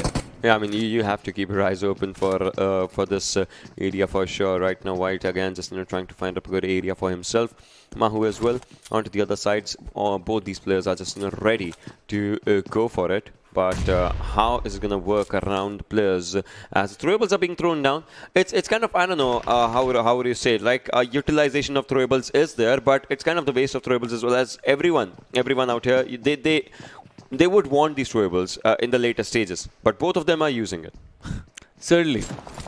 And that tells you how important for them winning the fight on the drop location is. But VIP Esports getting into a fight. Their teammate Belgian has been knocked as well, and now they're getting the revive. This is King Rangers onto the ridges over here. This looks like just towards the western edge of the map. This is looking like the city of La Cobre area in the backdrops. And Rangers illusion over here, just trying to get away from the situation using that vehicle. And VIP Esports trying to make things difficult. On domination is already Equinox. Doc, he's getting some good kills for his team. Already 3 kills. And Unity X have already been eliminated. This is just the 9th minute of the game. And Unity X were inside the top 3 inside the last game. But this game, they were not able to give any significant impact. Yeah, they did not get that impact for themselves. We just talk about it. Right now, White again, just trying to go with the good nade. All right, it's a stun. Another stun. We'll have to look onto the other direction because the stun's going to be on him only. All right, this was a smoke though. Moves on to the backside again. Leo still trying. Everyone's just trying to get a hold of this fight. But no one's getting anything. Neither the knocks nor the confirmations. Nothing coming out from either of the sides. And if Infinity is going to get a knock, how aggressive they're going to go, right? That's the thing, right? Yeah, they've already made their stances so clear out here. The gears in which they are playing, they're looking so dangerous. But look at this hard shift of the zone. Just moving away from the city of Picado, where these two teams are fighting for eternity now for the last into 11 minutes. But there are multiple rotations crossing the city of Ricardo as well. Dino rotating from that area. There's one more team, so big cluster of teams that is finding themselves near the city of Picado. But there are multiple teams coming in from the eastern side of the zone as well. They've looted up cities like Puerto Horacio, Impala, and now they're just trying to make an impression inside the zone. But this fight in Picado, what do you think is going to happen, Ocean? They've already used up their utilities. They've committed everything inside this fight, and that is why you see this urgency. The push coming in from Infinity Esports. They are onto the staircase, applying pressure. Dictator holding the front lines for the team and just trying to keep them down. The knock comes in. The first knock has been taken by Infinity Esports, but they're just trying to get in there, and multiple players go down in instant. And Infinity Esports, they continue to hurt them, but they've just got one more player down. So you see this lull because the revive is being held on Sneak over here. One knock happened against Infinity. Instant trade was taken down by the players. There's no moving up forward. White just out here. This is where Mount Olympus will have to look forward to what they're going to do. I mean, they are moving away from this area, which sounds like a decent decision. But are they being tortured down? Yes, they are still. The sprays were on the players, and the vehicle was almost heavily damaged. Now Sanchir moving up forward. This is Infinity. This is how they just look at this. This is how they just move forward. Infinity going down on a good area for themselves. It can be a good confirmation. No, they heard the footsteps exactly where the players were. They know their gameplay. They know what they're capable of. XCM just trying to go with the nade, but nade's not helping at this moment. Moves on to the right, moves on to the left, looking at every single direction. Look at Infinity. They're hell-bent. They're hell-bent to take the confirmations. Oh, no. Look at the other area. They know the exact area. This can be a good one. Switched on to a different weapon. Goes for the knock. Brilliant. This is a high-quality gameplay that we're witnessing. Two big teams going against each other, and the way they are just controlling angle to angle. And look at this. Now pushing in the numbers. He's got the first knock, he's got the second, but eventually the third player. So you see, they know it's very important to rush in numbers over here, and that is exactly what they have done. And Infinity Esports wiped down yet again Olympus out of the game. So it's a very, very decent fight. What an amazing skill set that was showcased over there inside the city of Picado. Wow.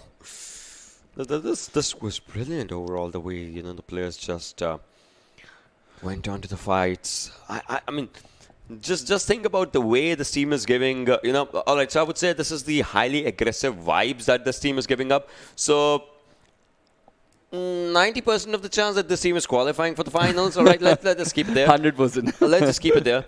And I'm afraid for the teams that are invited for what's going to happen for them. Just think about the aggression that this team is. Obviously, those teams are going to be, giving up good fights as well. But just think about it for a second. Yep.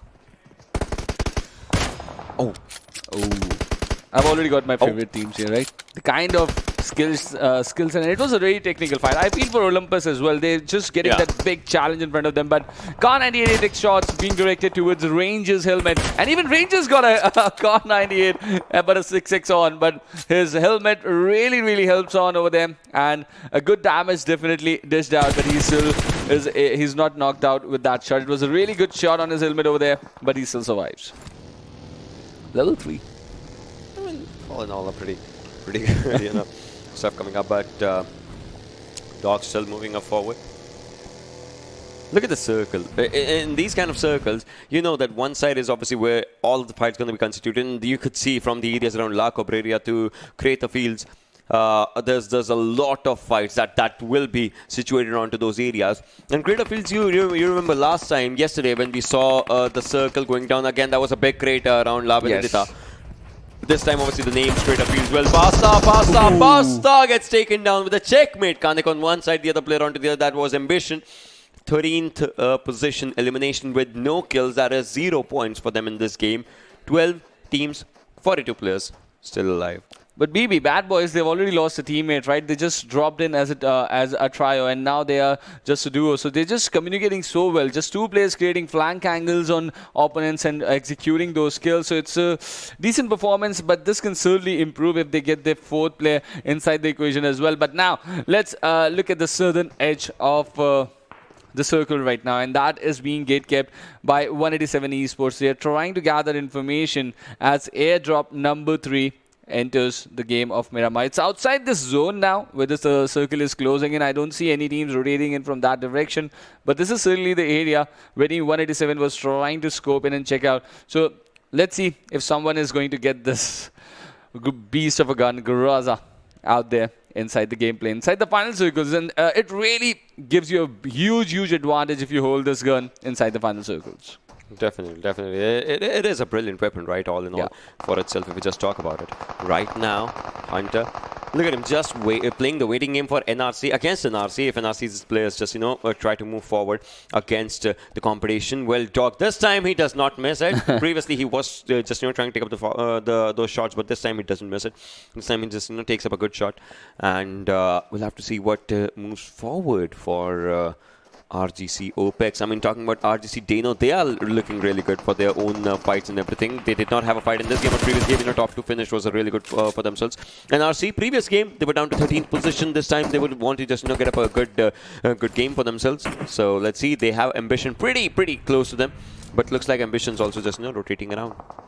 Well, he is, and this is Bad Boys also trying to make an appearance inside the zone, but RGC, they're trying to control the center somehow. So you don't see a lot of teams playing center these days, but yes, in this lobby of 15 teams, we've already seen 2 teams try to do that. VIP tried that inside the other game, but now even a team trying here as well. So it's a different sort of a stance coming in, but let's see how it's going to help. It was really not good for VIP in the previous game, but now look at this. Exodus also trying to clear out the cluster towards the southern edge, and they found a team just downhill and trying to pin them down, but they know it's not going to be very easy because they have the cover of the compound. But now RGC OPEX rotating in and trying to take control of the edges, but this is once again VIP trying to take control of a compound in the center. So this team loves to play center. They have already sort of shown the signs here. This team definitely loves to play the center. The last game as well, just like you said, right, VIP. But that actually backfired onto them. Yes. So it generally does on teams. It does, exactly. I mean, there are 1 or 2 ways in which center might not backfire, and that is the circle keeps on forming to the center sides. If the circle was on center sides and you are at the center and the circle moves away from you, eventually you are at the sidelines, right? Exactly. I wouldn't say that's a bad thing, but in a map like Miramar, in which there are like highs and lows, and if the circle's on the lower side on the center, and if you have to move on to the higher side, you pretty much done for. To be really honest, yes. But I find it an interesting decision for a team to deliberately go towards the center each and every circle and try to hold it, because they're just trying to keep themselves into the midst of the fights over there and just want to pick up kills. The intent is there, but are you good enough? Are you equipped enough? Are you looted enough to sort of pull that off is always going to be the question. But meanwhile, Exodus trying to make this rotation. One of the lad has been pulled down over here. He's going to get punished. But 187 eSports successfully adding a point in their kill tally as well. This is their first kill. They're just still finding themselves on the edges, and they still won that team, Deno, right towards the foothills of this high ground. Let's see how they're going to deal with this, because clearly they don't have an idea, because they're not trying to find that player over there who's been over there for a really long time. On the other side, we've got OPEX going against Infinity Esports. This is towards the eastern edge. They have a good edge for themselves, definitely. And obviously, they have had good fights for themselves with 4 kills confirmations, that happened in the Silence of Picaro. I'm pretty sure they can just, get up a good fight. Play zone taking down Ambition. And BB is left with just 1 player now. Toxin moving up forward. Can spot down the players. Looks like he has spotted down the players. Alain trying to just take down the players slowly and steadily, but obviously there's nobody home where he's shooting at. Dog taking down Izan from SDZ. Previously was doing wonders with a Car 98. This time just moving on with an AR. Look at White. Look at White. I don't know. He's all alone at this area, and he's still trying to take up the fights. And RC's Amari gets taken down. Will be traded up easily. Leo's just trying to go for the confirmation on for himself. Leo's still just, at a good angle for himself. I mean, INF overall. Helmet and West are kind of, 60% done for. Plus, these players, INF, they don't have any heals. Except White, who has one first aid. Everyone else is just, relying on bandages only. Well, yes. It's a very difficult situation. You really need meds in the circles, right? Damage They don't can have fly. it except one for the entire team. Because they invested a lot of utility inside the counter, but the nades now coming in. This is OPEX trying to apply that pressure. One of the players, White, goes down, but the trade has been taken up instantly. This is Sancho. He goes down as well. So trades being taken constantly in these fights over here. But the ump being utilized at the close range, and Sneak trying to survive and sneaking in his position himself, and he's just not giving away. Now he's going to backstab that lad over there. He pulls him down. Unknown had no idea whatsoever. And now Leo. Ooh, look at his HP. Look at his HP. Barely surviving. Sneaks cannot heal. Again, bandages. The curse bandages. It's one lad surviving. Leos is actually going to go for the revive somehow. For a play onto the backlines. Then he's going to go for a revive of his own. Again, this is really bad. Just think about it. They have revived a player. They'll have to move forward. In this situation, one player with 1 HP will... Oh, Connect. He's also the last player. Leo just goes for the finish. In this situation, one player, that is Leo, with just 1 HP, he will have to become a perfect bait. And on that bait, his teammate who has just gotten a revive will have to just capitalize. Well, now it's a 2v2 situation, but the players are being revived. Sanchi gets a revival as well from the backlines, but Leo was taken down. Sneaks, the HP bar is just pretty low with this one. Sanchi gets traded out. Cullen moving forward alongside the zone as well. The circle became a doomsday for this team of INF. Looks like they are moving on the left side. They have a buggy for themselves. Looks like they are moving the players that survived. But is it enough? Is it enough? OPEX, they are moving as well. They lost the fight, but they haven't lost the war yet. It's just that one lad who's gotten away from that situation, and clearly the zone and the fight they had, that overextended fight in Picado, just coming into becoming the reason, because they did not have enough utilities and meds over there, and even that fight was being executed outside the play zone. So clearly, ooh, elimination. Hunter hunts them down, both of them, and 2 the player go down in that vehicle damage over there. Amazing, amazing video for the highlight package over there as well. But we're going to have a look at that once again. But this is Team VIP finding once again controlling the central ridges, and this is Team X trying to just look around towards the northern side as well, and let's see how they're going to deal with this. But STZ Maxi, he's been spotted, eliminated out of the game by Dioki, and the Grenadier is Dioki with that 1 kill out there. Yeah, the Grenadier tag just coming down for the lad if you just talk about it. All in all, I would say these players have been doing brilliant for themselves, and these players have been looking, in fact, brilliant for themselves. If you just talk about it, somehow, I would love to see how these players just formulate themselves onto the fights and get those good fights. Because Dino, look at this 187. It's a complete slide down from this area, but is Dino gonna give them the fight of their life or not?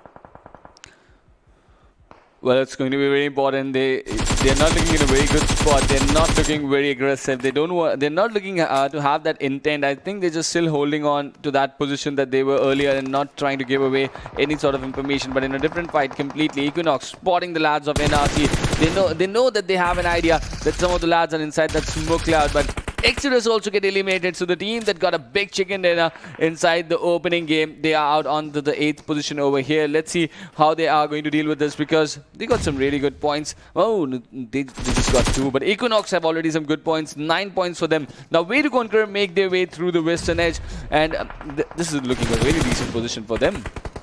This definitely is looking a really decent position for them. Just talk about 187. Look at this. Equinox is DOK still trying everything in his favor, in his power to take the players down. And Green eSports, they do get eliminated down to 6 teams. That's where we are. Fantastic takes down Viper. Archer still trying everything in his power, to take down those players, but it's a really tricky situation. That's the thing. Look at this. The players are rushing in onto their counterparts. As Fantastic gets a kill, gets a confirmation. No, he does not yet, but gets it for his teammate though. And More from the other side, obviously taking down Napu. Hazen gets traded out. Tilly gets traded out as well. But the confirmations have not happened. Meanwhile, a good spray coming down from East. NMK taking down 2 players. Spots the third one's his weapon as well. His teammate does the job. Range is the last one surviving. His location is compromised. The throwables can actually do it in this one. Looks like they just want to go for the kill confirmation. They just want to head in, and there it is. Wiped out, rushed upon VIP eSports out of the game, and this time they were not in the center. The shift of the circle forced their compound towards the northwestern edge, and look at this, one more knock coming on now. Fantastic goes down, and this is NRC. They did not have a really good game last time, but they're trying to make an impression over here. They're inside the top 4 already, but with all the 4 players, they are looking really, really good. Let's see what NRC is going to do. Oh, they're just down to 2 players now. One of the players has been knocked already, and Susti, he needs to revive desperately, but they are not in a very good position on the ridges. They can get spotted easily, and that is why that knock on Dino was really, really important. Let's see how they're going to deal with this. Now, Hasan, he's got a tree to play with on those slopes. That might just be a very crucial cover. Might just be a really, really crucial cover if we just, look forward to it, if we just talk about it. Right now, WTC still, trying to move forward with their players. 4 teams surviving, 14 players alive overall. Dino is in a tricky spot. Think about it. Ghosty is the only player around the airdrop. Meanwhile, other players are onto the backside. NRC can take down those 2 players and can rush on Ghosty as well. Looks like Dino More is taking a fight against W2C. Godmiss will be confirmed or not yet. Alright, he'll get a revive on just a sliver of HP. No, he does not. More gets the confirmation.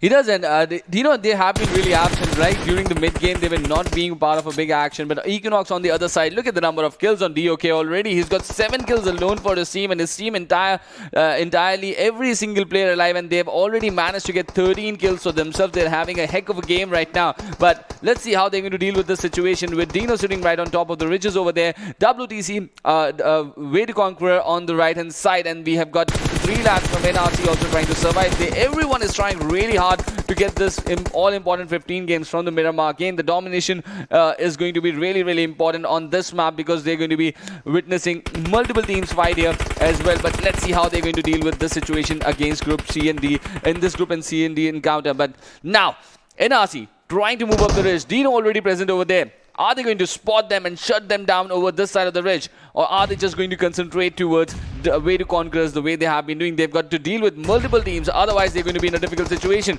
Now, Sakra trying to survive. The revive on from Pagu has already been executed on Captain. They're trying to regroup once again. But Equinox, they might just get this opportunity. And Nate might just do the trick for Equinox over here. But are they going to utilize it or not? That is the question.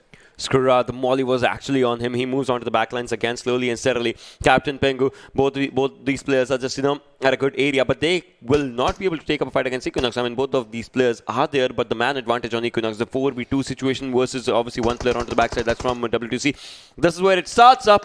Fantastic. Takes down one player from W2C. Ghosty has been spotted down by Pablo. One more peek could have actually done for him. Pablo, he's just looking at the player. Dog takes down one. Skura. Ghosty. Oh. All right, Pablo.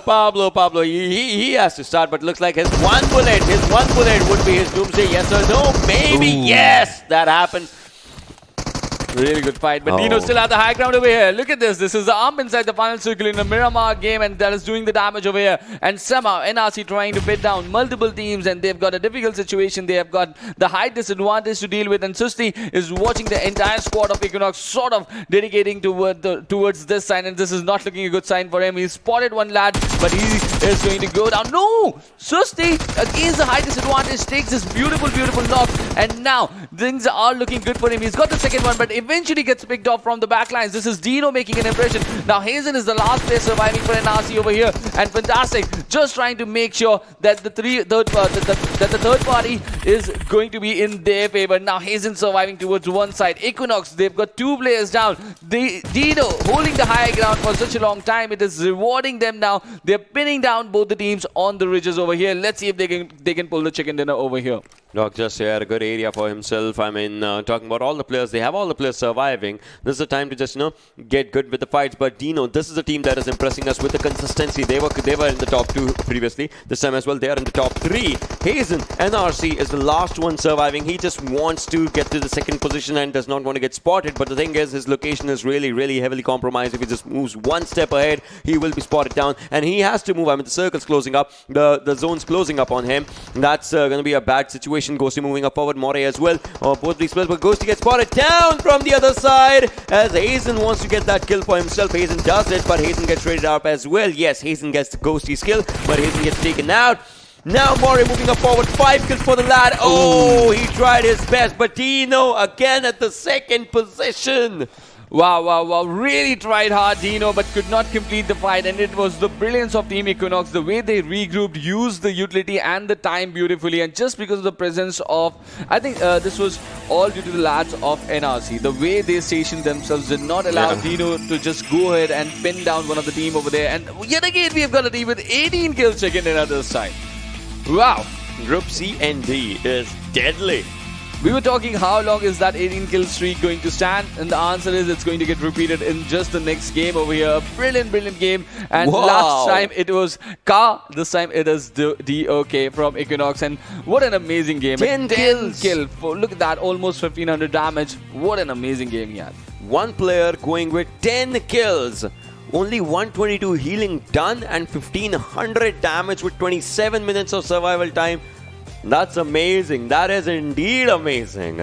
Really, and the difference between this chicken dinner and the last chicken dinner is really that Equinox did not shut, and they were not like that. They were absent during the mid game. They were taking fights constantly. They were picking on teams and eliminating them, but still managing to keep all their 4 players alive. So it's a really good game for Equinox. It's going to really good due to their confidence as well, and they've got the chicken dinner over here. DOK making inside the top players list with East over here. And look at that, Leo from Infinity Esports also make it with 490 damage and 3 kills. Even More from Dino had a pretty decent game, 5 kills and almost 1000 damage given by More for his team. And even Fantastic with 727 damage. So all these players had an amazing game out here in the desert map of Miramar. Definitely, this has been going on for the teams. If you talk about Infinity Leo, just like you said, right, he has been making his name once again here. But the thing is, Infinity did not go pretty far away for themselves. That's where the survival times and all was just coming up. But talking about the match summary, 18 utilities used by Doc, most kills by Doc, highest damage by Doc, longest distance kill by Doc. Fantastic comes in with the maximum assist though. Well, and it's what do you say? This is a standout performance coming in from this lad over here, and he's just been amazing. 1500 damage, that's a big number. Most of the teams don't have this sort of a damage against their name, but this is what this lad has been has pulled off for his team, and I would really like to see how they. I think they're on the hashtag 9th of the overall. Yeah, probably. Wow. They are just they're Equinox coming up with that brilliant chicken at 33. Yeah, they are at the 9th position. RGC then coming up with 20 points for themselves. NRC with 14. Infinity Esports with 9. Way to Conqueror with 9. 187 with 8. VIP with 6. And RGC OPEX. A team that was looking brilliant in the first game. They have 5 points for themselves. Well, these 5 points obviously is going to give them a boost for the top 5 or something like that. We will see how that just happens. But right now, it's Equinox who's really happy with the performance. Oh yes, but Exodus could not repeat the show they did in Erangel, so let's see. They just got 2 points out of this, and now after this we are going to move towards the Oppo F19 Pro moments, and definitely that car blast is going to be there, I'm sure. I mean, for sure, but this is where the start happened, right? The skirmish and then again the Picardo skirmish. This is where we are talking about the Picardo fights. One player knocks up, the second one instantly goes down to take that trade for himself. Look at this. This is the brilliancy of these players. They switch on to FPP in the close ranges so that they could just focus on the fights and nothing else. This is a fight. This was an amazing fight inside the city of Picardo that I'm referring to. Yeah. The skill set on those fights, switching to the FPP and just trying to shoot at and with the pre-fire on multiple angles, just making sure to dominate. It was an amazing fight over there. But this is how the fight, and this is the car blast that I was referring to. It was an amazing, and DOK got 2 kills over here. At this point itself, look at this nade coming, this nade getting executed on the last of SDZ, and this was Equinox wiping out VIP Esports as well. Staying at the center kind of was not helping this team. I mean, maybe in Sanhok again they can try staying at the center because obviously that's a different map and strategies might just change. But again, they'll have to look forward to, right? Tomorrow or day after tomorrow, whenever the team is coming up back again, they will have to just think and rethink and just come up with some different stacks for themselves. But for now, this is how the things went down. And in the overalls, Dino coming up with 40 points. Again, consistent performance. Both these games, the team was at second position. And Susti, it was an amazing game coming in from Susti, right? The Yeah. way she held over there, it was a really remarkable. I think Susti from the NRC held on to Dino, did not allow them to use the high ground, and that is the reason why Equinox got that time to regroup over there. But Pain Gaming still holding on to that topmost position right now. SDMZ getting 45, but look at this. These two teams already making a good impression. Equinox and Dino already over here, but where is 9th position. Exodus? Okay. Exodus, okay, they've slipped down to the 9th position with that first chicken dinner in Erangel. 35 points, the points are same, but yes, they're still on the 9th. They've got 2 more games in the day. Let's see where they're going to end up. But this is how the top 13, because this is important, right? Only 13 teams, not 16, 13 teams are going to go it from this semi-finale. Currently, Zen and 5 Power are the teams at 13 and 14 position, but the same number of points that they have on placement and kills, both of them, just reflection of each other. Coming down, Infinity Club is at 15th, Team Unity X is at 16th. Obviously, this team has just played 2 games for themselves. Exodus as well, just with 2 games. But after this is where we'll be seeing teams with more than 2 games. If you have more than 2 games, you're probably slipping down on the performance and you're missing out on a lot of things. That will be 17 to 31. Yes. Right now, as for what we talk about. NRC, a decent game, topping up on Max LND, VIP eSports, Infinity, those teams are there as well. Team Classic just, falling short. I mean, this team was showcasing some decent gameplays yesterday, but the thing is, they could not just calibrate on them yesterday to shut down their numbers, but that's where the other teams are just, coming up. They were overdoing things, and that is why you see they just got 2 placement points, because they were getting eliminated before the late game. They could not give an appearance inside the late game, and that is what their problem was. But coming to the last and final page, we've got the team from Bhutan, Markpin, standing on to the 25th position after 2 matches, and it's going to be really difficult for them to make a comeback in these 2 matches. Let's see if they're going to pull this off or not. But just one really good game can sort of change the entire equation. We were talking about testing the waters, right? That may be what Markpin is doing right now. They've not got any points out of this Miramar game, but let's see how they're going to do in Sanhok. Probably. We'll have to see, what they do in Sanhok's match, because that's important again. Well, yes, it's really important. And that encounter between Group C and Group D in Sanhok is going to be there, but on the other side of this very short break.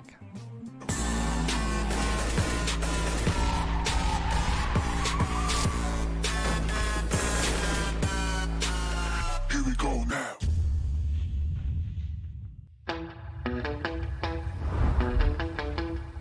Are you keeping it real?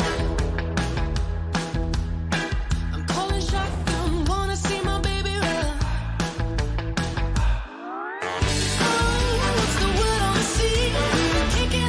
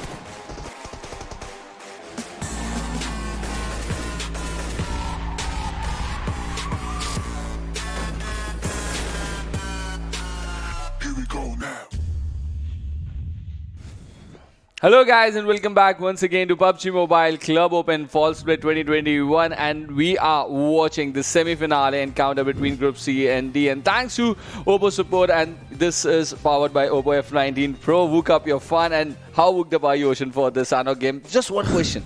Do you see Infinity Esports and Olympus inside Sanhok on bootcamp? I would see Infinity for sure on bootcamp. That's what I'm thinking, is because talk about it, right? Pochinki, they had it. If you talk about Picardo, they had it. Then bootcamp, maybe they'll have it. We'll see. Well, yes, they fought in Pochinki, they fought in Picardo, and both the time it was Infinity Esports. But the question remains, are they both going to drop inside bootcamp or not? And this is the schedule. Sanhok upcoming. We've just got one more encounter after this between Group C and D that is going to be played inside Erangel. But yes, all these teams are looking so much more aggressive than Group A and Group B teams. And they were testing the water really hard over there. But it's going to be really interesting when the things are going to get mixed up. And that is tomorrow and day after tomorrow, when Group A and D and later on Group B and C go up ahead each other. Yeah, definitely. Those groups are going to be just moving up ahead each other against each other, if we talk about it. And those groups will be just ready to give up a really good fight, obviously, against each other. They are learning strategies, they are understanding strategies. So this is where one more thing comes down to my mind. We are talking, right? Group A, if some teams made a mistake, they obviously would be changing their drop locations. Group D, if some team made a mistake, they would be changing their drop locations. But what if for Group A something worked up? They are sticking to that location. For Group D, something works up. They are sticking to that location. I'm overthinking again. But that is going to happen for sure, and that is always going to make things up interesting. But now the game is live. The playing path is here in front of us, from Harden to Cam Bravo. Teams are going to drop in towards the drop location, and still the lobby size is same, 59. No signs of the 16 team, and no signs for the fourth player for the Bad Boys out there. And they're really missing out the trick. Bad Boys, they were having so decent game with 3 players. I'm really sure if they get the fourth one, things might just be really good for them. But for now, they have got to play with 3, and we are watching boot camp, keeping our eyes so close to it. But no, Infinity Esports sneak, they're moving towards a different area. Maybe Ruins, that is where they look like headed towards right now. Probably looks like it. They are taking up the areas of Ruins. That means bootcamp is obviously with other teams. That's where Olympus is. And that's where Olympus is. They imagine if INF would happen on them. I don't know. But look at Spark already getting knocked up. How did it happen? How did it happen? All right, that's where Dino is. First, but coming down by Mori. Wow, RGC Dino already in action. We saw what this team can do already, right? And they're looking really, really good. Not only on the overall standing, but inside the maps as well. The kind of fights they are executing, they're looking so much confident. On the other side, VIP Esports also lose a play quite early. Kudos to Captain. But the trade is there. Virgin takes the trade with that Victor over there. So that is also an interesting fight that is being executed on these compounds. Ooh, devious shots. But they are taking down. Oh, look at this Captain. And a brilliant fight executed by Skra. And now he's going to hold that revive. Even Godmas goes down to that S1 2K. Wow. Well, I mean, S12K is a brilliant weapon if you just talk about it. Obviously, a shotgun with devastating damage in close range, you know about it, right? But again, if we're talking about S12K, I still have one more weapon in my mind. That's going to be DBS with a lot of bullets, just and you can just use it to check around those close range areas if you're just rushing into the houses or something. But right now, look at this fight. SDZ's players might just be in a lot of trouble. And look at Mishfel. He was just on the bridge, just dropping down. And this is Finan, right? Yeah.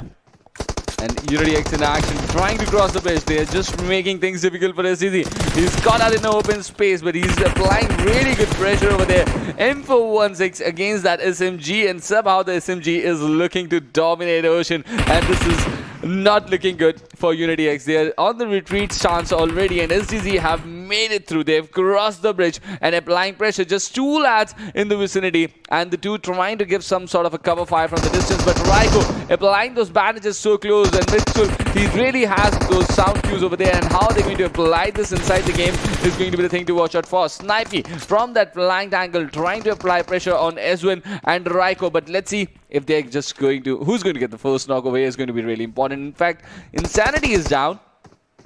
Oh! It looks like he spotted down the player though, but now the player obviously just reaching on for his own self. And Zahn gets traded up as well. Unity is looking good. They have all the players for themselves. They have all the time in the world. Mishwell is on low HP as well as an easy win from 2 different teams. Mishral takes down one. That's Raiko. Mishral does not have a health though. Does not have any healings. He gets straight up as well.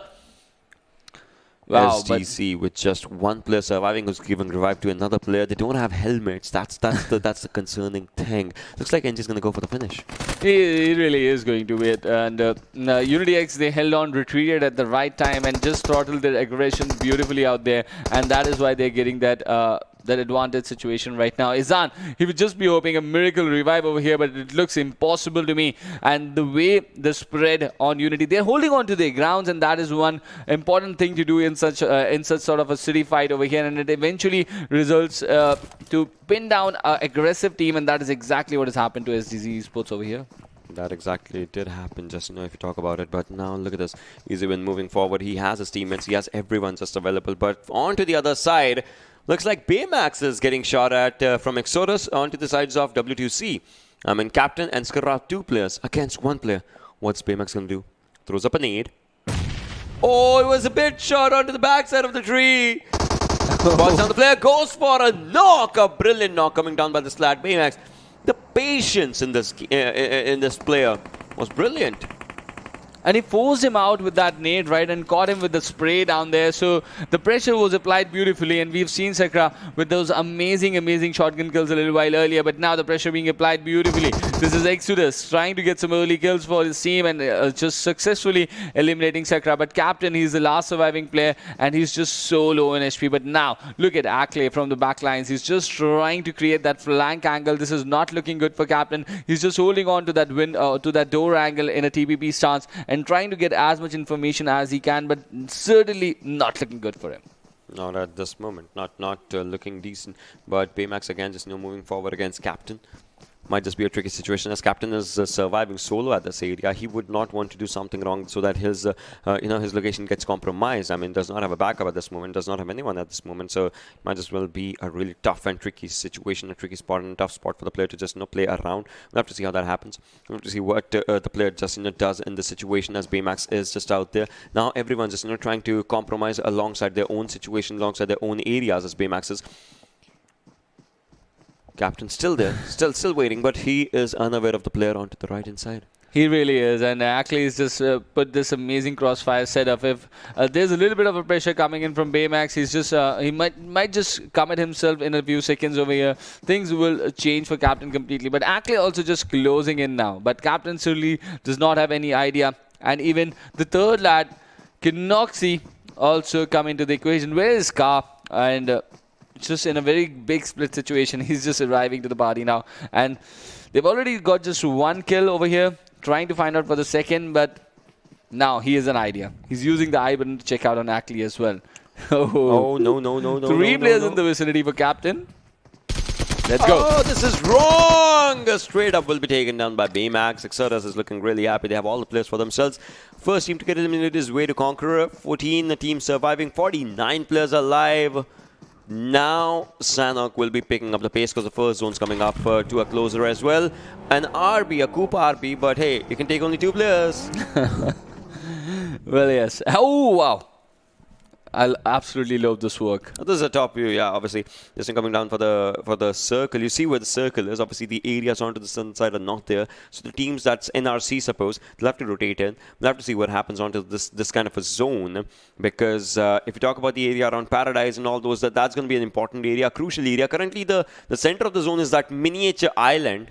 You know, if you talk about it, that's the center of the circle. I don't know if someone's just, going to drop down to that area or not. I never knew that there were extra bit of pieces of islands towards the southern part of that dock. That is a surprise for me. And that is exactly but the thing is, you cannot go there because the circle, just the first circle's formation is there. I mean, looking about it, so, yeah. Okay. I'll try it with the boat.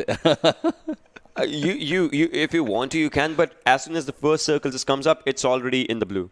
Okay. So you cannot. Well, it's a beautiful capture, and this is looking so beautiful out here. This is Sanhok, Camp Alpha. Shout out to the observers, for doing this work. Yes, really good work coming in. And the first circle is here. The blue circle, the blue is just trying to reach, and we are going to have the second circle in no time over here. Again, in RC's players, like Oh, one what player still away. It's not just one player; it's like two players. It looks like they're trying to find up a vehicle, and they do. But both those two players that are trying to get inside the circle, if they get spotted down by one team, the backup should arrive in time. Well, yes, it really should. And but there's a big space just towards the northern side of barn as well, where they can rotate and just sort of avoid a little bit of encounter at this point. We saw team 187 sort of trying to gatekeep the southern edges even in the last game when the circle went towards the northern shores, and this is exactly what they're doing inside the Sanhok game as well. But let's see if they're going to get the results this time or not. But look at this. He's been spotted. Insanity has found Raiko. And he's just trying to apply that pressure with that suppressed option. But Raiko gets a knock with that AKM now. He takes 1 point over here. Pressure being applied back. And eventually, Moray takes him down. All right, Moray just gonna go for that confirmation. Oh, fight. Yeah, I mean, yeah. Snipey takes him down with an M249. It's a different fight completely, yes. But Moray, just gonna go for the confirmation that he and his teammate had for himself. Oh, and Harry just kept on going for the spray. Look at Snipey's HP. Look at him barely just survive. That's sliver of HP for himself right now. At this moment, the fight again is on a slow closure. But the thing is, Snipey is all alone. He would not want this to happen, right? He's all alone in this situation. But Anube has no idea where he is. Now he has an idea, but Anube still goes down. This is Snipey's brilliance, and he's got 3 players still to deal with. NZ closing in. He's just coming towards NZ right now, but eventually gets booked down by that M762. And this is SGZ eSports getting eliminated. Not good signs for them. And they really do not have a good Erangel as well. Not a very good Miramar. And so they fall in Sanhok as well. They're not going to find themselves in a decent spot inside the overall rankings, surely. Yeah, definitely, they don't just fall down onto this area. But now, if you talk about it, look at this, MG3 coming down. So it's obviously a decent replacement for the players who would want an M249, but they are not getting it. I mean, it's rare though. It's in an airdrop. It's not on the ground. But if you're using it, you'll have to be on your toes with every fight. 660, 990 RPM, it's good. The damage starts coming down to 44 damage per bullet, obviously just coming down. That is brilliant. But the thing is, we don't see much of a usage of this weapon, right? I think the problem with this gun, I really did try to use it in a few of the games. The 7.62 ammo, you really got to carry a lot if you're going to use this game. So, I mean, 7.62 obviously gets a big chunk in your backpack, right? So. Yes, that's the problem. So you're not able to keep that good amount of nades and smokes with that. So that is a problem that I faced, and we really got to find the right balance to it, right? And with time, the competitive players are definitely going to do that, and we're going to see them use a little more of MG3 in future. But for now, it's not a very favorite choice for teams, but let's see how that's going to change. Just like you said, right? It's not a favorite choice yet. It's not. But when DBS arrived with an airdrop, we were saying, right? It's not. Why would you give a shotgun in an airdrop? Then comes Aito-chan from Bluebees, BB Aito-chan, makes up a meta of DBS, and then people started using DBS. That was PMGC last time, and obviously the players from here, they have their eyes on the bigger tournament. So you'll have to start up at the baby steps. Yes, they certainly do. And it's just a matter of time, right? Some lad from a region is going to come up and show everyone how to really use that gun and how to keep that backpack balance as well. And then maybe we are going to see a lot of MG3 action. Hopefully, the placement of this drop very close to in this game as well. Yeah, maybe if you want to use an MG3, not in this map though. You can carry up a sniper with it.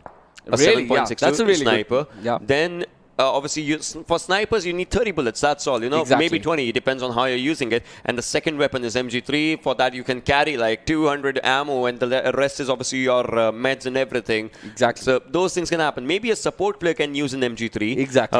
Maybe a scouter who actually just is a sniper as well can use MG3. Suppose if a rush comes on him, he has an MG3, and then he's obviously using a sniper on. Very good point. Those things. This is the technicality, right? You got to figure out as a team how to use that weapon. And that is only going to take some time. And if the IGLs figure out that perfect combination, that this player is sort of a player that I can rely on with the MG3, and I want him to just snipe or maybe use the DMR or an M16 rifle with a low amount of 5.56, they can bring that gun into the equation and then maybe utilize it. But you don't get it as a regular gun, right? You get it as a drop. So you're not sure when you're going to get it. So that is why this rarity is not bringing the gun so much into the equation at this point. But yes, across the regions, the IGLs are definitely going to find a possibility to bring that, and then the gun will show different colors, definitely.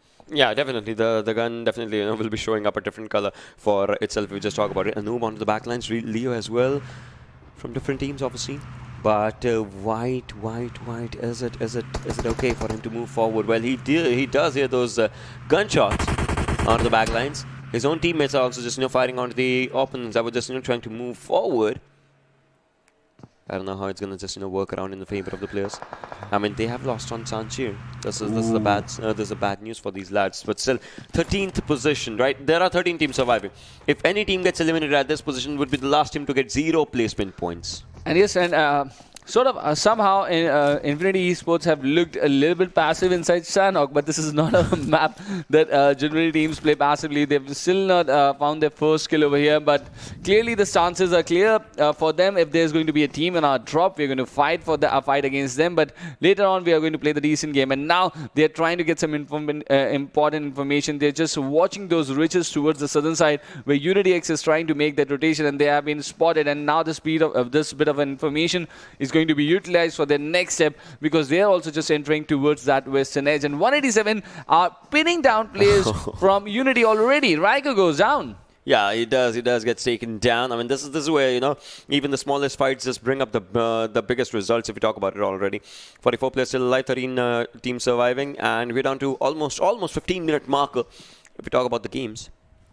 Looks like Exodus is just, trying to spot and find someone. I don't know if they're getting up the enough information. I mean, Ka, you remember the first MVP, right? The first MVP was shut down in the previous game, but now once he gets his breathing space again, I'm pretty sure this lad is just gonna, because look at this, he knows he saw someone around those areas. That's why he's just keeping up his crosshairs back to back onto that same rock and the tree onto the backlines and all those things. But still looking quite Sanhok, right? We weren't expecting this. The way Erangel and Miramar erupted during the mid-game, I wasn't expecting quite a Sanhok game. So clearly these teams have shown a really more aggressive stance in both these two matches. But this shift of the circle is going to change things completely, because now we are going to move towards the late mid-game. And look at this shift, this hard shift towards the southern side. Aquanox are going to find themselves in a very brilliant position to gatekeep teams coming in from the northern side. Dino, King Rangers, and even VIP Esports Aqua is going to find really difficulty to make their appearances inside the zone. Even the lads from OPEX, they're not looking in a very good situation. Look at where Markpin is sitting. It's going to be very difficult for OPEX to make an appearance inside the circle over here. Yeah, and that's just how it should be if we just not talk about it. But right now, look at this, where ambition is. Right in front of them is Hite, just there. Looks like he was putting on his reverse gear. Look at this. He's just slowly going onto the backlines. Ambition, 35 bullets, UMP. Oh my God. Wow. Oh, no. Hite, do you realize where you're coming down to? Imagine if Hite actually spots him down. That's going to be a good one. But Hite, no! Takes him down with the arm and finish him instantly. But Okay. gets traded as well. But now the bad boys, they're going to deal with this. Karnik, on your screen. I don't know if that was a bait made or that was a bait done. I mean, debated in every case, though. Karnik onto the backsides again. Napu. Oh, 46 HP damage coming down to the lad. This lad is really good with the utilities, right? Remember, he got 3 kills with the nade earlier as well. Yeah, Erangel. Yeah. And now... that too with INF. Yes, that to INF and wipe them instantly. So now he's just trying to make an impression over 187 as well. But Viper's position is going to be really, really crucial. He's trying that cover fire. The second nade comes in, and Napu realizes that this is going to be a difficult situation for him. He's forced him out of the cover, takes him down with that UMP, a beautiful knock. And this is not just a knock on the basis of his gun power. This is the utility usage, forcing the player to come out of his cover behind the tree and then pinning him down at the right time. An amazing gameplay coming in from Karnik. Yeah, Karnik just onto the backlines again. Dommy's there as well. So all in all, I would say it can be a tough, tricky spot if we just talk about it overall. We'll have to see, what happens into the fights and the fighting situations. Karnik still just, still trying to survive, which is important, obviously, with his own teammates. He lost one, and that was obviously just, I wouldn't say his teammate did a hasty decision. He saw a knock. He just went for the knock. Oh, Viper! Wow! Goes down, and Karnik with just 20 HP, he survives. He's done this amazing 1v2 over here, so he's a dangerous player to watch out for. Even Momo's got 2 kills already, so Markman doing that gatekeeping and taking down players from King Rangers. Even VIP eSports looking in a very difficult situation right now, and looks like he's been eliminated as well. Aqua was the last player, and Bad Boys get picked off as well. Oh my god, so many confirmations just coming down overall. But right now, if we just talk about it, Markman, they are losing players. They are losing players on for themselves. But will it be enough? Is it going to be enough as you just look at it? Car takes down OPEX's 1 player. Look at Pota Whitey. He has a nade in his hands. But will he go for the confirmation? Oh, a good nade coming down. Damage was done, but the player will be revived for sure. Yes, the revive comes up again. Pasta moving away from that area. Pota Whitey knows how important this one would have been. A knock had it been. But look at the circle. Not exactly on the island, but along to the sides. That's what I was saying. I was expecting it to be on that island. Well, yes, but look at Infinity Esports Ocean. The way they have stationed themselves in the circle. Sneak, White and Leos, they're looking really good. And there are multiple rotations coming in from different angles, from the northern sides and even from the eastern sides of the circle. But let's see how they're going to deal with this. And this is looking really difficult for Pota Whitey out here. He's only the solo player. NRC go into a fight. They have picked off the lads from OPEX over there and pull them down. Even Hazen gets some kills for himself, and Macman into the midst of the clusters over there. You can watch NRC and Susti once again trying to make their appearance inside the final circle. Looks like he wanted to go for the finish, right? And obviously it's important. Do you know they are kind of in a second thought situation, because they would want to move forward but they cannot move forward. So it's kind of a bad situation for the players. But they have a Tesla for themselves though. They can utilize it, right? They can use it and just move away. Airline having a good area for themselves, as the players would want to just rush away from the area. Exodus gets eliminated with just 3 kills. That is 1 placement point for them. Oh, Susti goes down again. Hazen might just follow up with the second nade. That is pretty close to him. Yes, Hazen follows up. Hazen was sitting on that buggy though, in the smoke. And this is just Dictator making the damage from Olympus right now. And they're showing how dominating they can be during the late game out here. And now, look at them deploying nades, trying to take control beautifully. And they're just gatekeeping, not allowing these teams to rotate in from the northern side. But INF is still holding the high ground. The ridges on the backside. This is going to be a difficult situation once again. I really like the split on Equinox. They've got 2 players still outside, but one of them, the player who was already inside the circle, has been eliminated. Leo has an M249. Still, he is not, rushing for it. That looks like that shows that how much, again, from the mistakes, they are just, looking up forward. But right now, 1 shot connected onto the lad, but he's still trying to go for the spray. That it looks like a bait smoke now, which was done normally. Now he spots on the player, but he's on the reload animation. Still not connecting. The red dot shots coming in. NC still surviving with that shuffle. And eventually he's going to get spotted. But Leo is going to finally pull him down and eliminate him with that cube. Yeah, the elimination did just, happen as of now. We'll see how the situations just come down for the players overall, as Leo's just out there. Whitey will get that revive. But the thing is this the match that Infinity wants? We're down to 4 teams, 10 players surviving. Unity is coming up from the right-hand side. Do they know it? As Anubi, look at how close Anubi is. Well, the players just dropping down for themselves. So we were anticipating an Infinity versus Olympus in boot camp, but this is happening inside the final circle. And Infinity have got 3 players, Olympus have got all their 4. Markman Pasta also gets eliminated, courtesy to the play zone, and they are out on the 4th spot. But now, Sneak with the 7-2-4-9 gets the knock on Simanto, but the trade has been also taken. So Infinity Esports now down to 2 players, White and Leos, and clearly they are trying to just surprise Olympus with a flank angle. The nade goes in. It's a very, just inches away from the players out there. No damage done. The revive being executed on Samantha. Let's see if it done successfully. Yes. Now they're back to 4 players. Let's see if that actually just works around into the favor of the players. Now, slowly and slowly, Simanto onto the backlines again. Mon Olympus, they would not want to just go bad with the firepower that the team actually just follows up with. Simanto still there. This is important for Unity as well. I mean, they can go for a complete backstab. Looks like they've got it on the players. Yes, they are starting onto it. 2 players being taken down by Anubi. He knows how important it is. Changes switches to the Thompson. Instead, he goes to the finish. No, he does not, as Leo's. Oh my God! What a backstab. What a backstab. Beautifully executed. Definitely there was a trade taken, but eventually all the players being pulled down. 2 go down to Anube, 1 goes down to Ezwin. But if Olympus have read the kill feed, they know exactly what the situation is. It's completely in their favor. 4v2 situation. Now, Unity X, 2 players running in. One has a Thompson, the other M249. M249 goes down, and the Thompson from Dictator making significant damage. He's trying to confirm Ezwin, which is he is going to Anube on a very low HP. Final circle. Olympus, they did not find contestation on their drop location in Sanhok, so they go to the final circle and get a chicken dinner for themselves. Plain and simple, easy peasy for them. That was a brilliant one. Coming down with 6 kills, 1066 damage, 21 points for this team. Coming down onto the 18th spot. Previous 2 games were not that good, but this time they are starting up on a brilliant toll, and that showcases in their game style, in their gameplay, in overall understandings of what this team actually did. I would love to see, who the MVP is. Is it from someone from Olympus, or is it someone else overall? Because anyway, look at it. 5 kills, 871 damage, 2 assists, 509 healing done.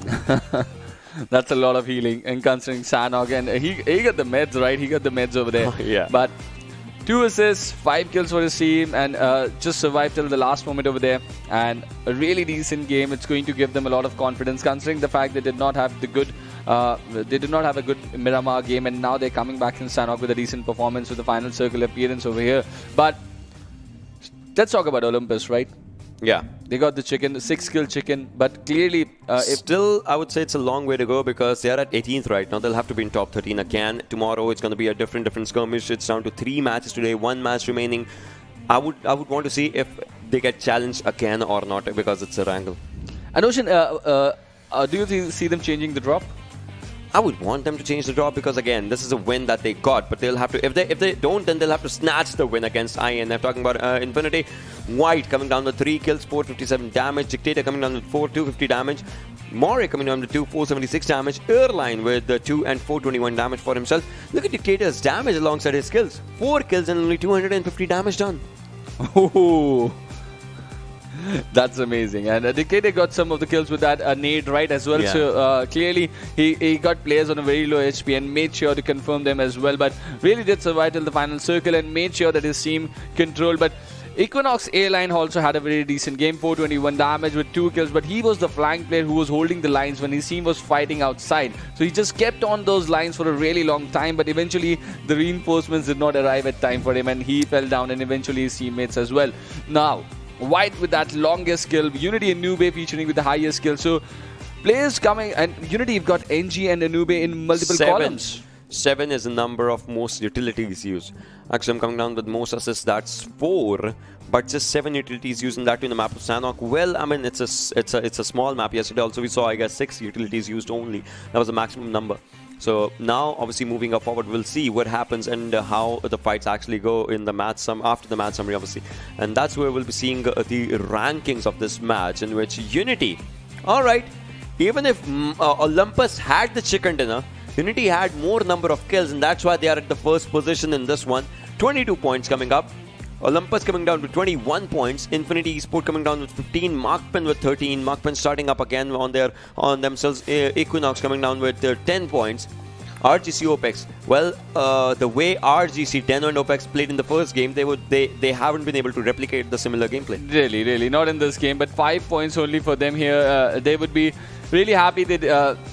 But it did not go very bad, okay? They just got 5 points. They're just still on the first page. But yes, Equinox had a very decent game out here. Even Markpin had a decent comeback, and they really needed this, right? They were on the 30th spot inside the overall ranking before the start of this game, and they really needed something from Sanhok, and they have delivered over here. NRC also getting just 5 points over here. So let's see how these teams are going to carry forward in this last and upcoming Erangel. But I just checked out that they're in different groups, Olympus and Infinity. And now, this upcoming Erangel, this is going to be the last time that in the semi-finalist stage they're going to drop inside the city of Pochinki. What do you think?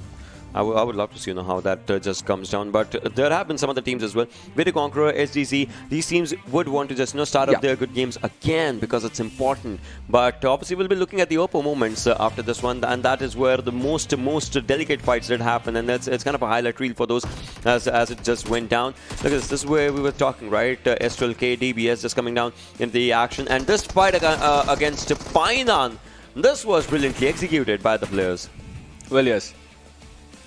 SDs were looking the aggressive ones over here, but Unity, they made sure to hold on to the lines and they did not lose any player and made it to the final circles as well. So a really decent game coming in for team, but this was a desperate effort coming in from captain, but he was pulled down as well, and multiple fights during this early game that erupted, but for most of the part it was a very lull Sanhok game that we witnessed over here.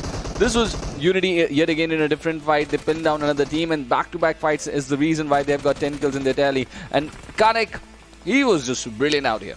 Yeah, he definitely was, but this is where, Kanek just outshined his opponents overall. And after this, we'll be seeing, obviously, those 4 teams that were surviving. Obviously, right now we are seeing 8 teams, but when 4 teams were surviving, Infinity was there, but from the back lines, they were getting shot at by Unity itself. And Unity, they had a really good angle from which they just, shut down the entire team. And after this, you could see Sneaks just, trying, but from the back lines, he was not aware of it. He went a bit too forward, and he was taken down. Anubi takes down one, takes down the second one as he spots him with just 1 bullet, obviously just being taken down. Leo did try, but till then it was a bit too late as Olympus, they started moving up and they started securing those kill points. 4 kills, 5 kills, and the last one 6. Definitely, and it really looked a very valiant performance coming in from them. And I really like the fact that they did not get contested on their drop and got a chicken. So let's see how they're going to change their strategies. But looking at the overall rankings right now, post match 7, Pain Gaming still holding on to that podium position with 63 points. They're looking under no challenge, to be really honest. But Equinox with 3 games on 45, Deno with 3 games on 45 right now, and yet another team, Exodus, with just 3 games on 39, making an appearance on the first page over here. Let's see if any more team from Group C and Group D is able to finish the day inside the top 8. That is going to be the thing. And inside the top 13 is now Infinity eSports as well. Yeah, Infinity marks their way in top 13. Unity X with a decent game, coming down in the 2nd position. They mark their way onto the 9th position. Zen, 5 Power, obviously these teams have played their games. They are not playing today. Team Bear as well. So once they get back into the lobby, we'll see how they just play up against the other teams. But this is about the 16th position. If you move forward for 17th position, 18th position, that's where we'll be seeing Mark Peñas coming up. They had bad games, they had good game as well. So it's been up and down. But Mount Olympus, 1 chicken in the first one for them. And talk about it, 15 placement points, all of them coming down from this 1 chicken dinner. That's how you, if the drop location is not contested, they go till the end. That is why it's making me really excited for this last encounter, because they're in a different group and they got challenged from Infinity eSports and Pochinki and Picado as well. Now this is just 1 encounter that they got to lead their drop. Yeah. Maybe they can keep it against Group A. Who knows? Maybe, maybe not. We'll see. Obviously, Group A is also watching these matches, right? It's important for that group as well. Rangers, Fear No One, SDC. Obviously, these teams will have to just step up to the game. They have 5, 5, and 4 points respectively for themselves, so they will have to just get a hold of a good game for themselves. But so far, this is how it is, and this is the storyline before the final match. Well, yes, and the important thing that only 13 teams are going to go ahead, and we have watched the overall ranking and we know that Infinity are in there already. Let's see how Olympus are going to change their strategy or not in the last and final Erangel on the other side of this very short break.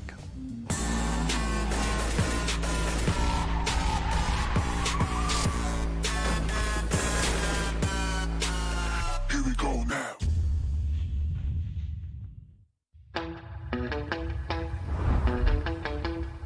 Are you keeping it real? I'm calling shotgun, wanna see my baby run. Oh, what's the word on the sea?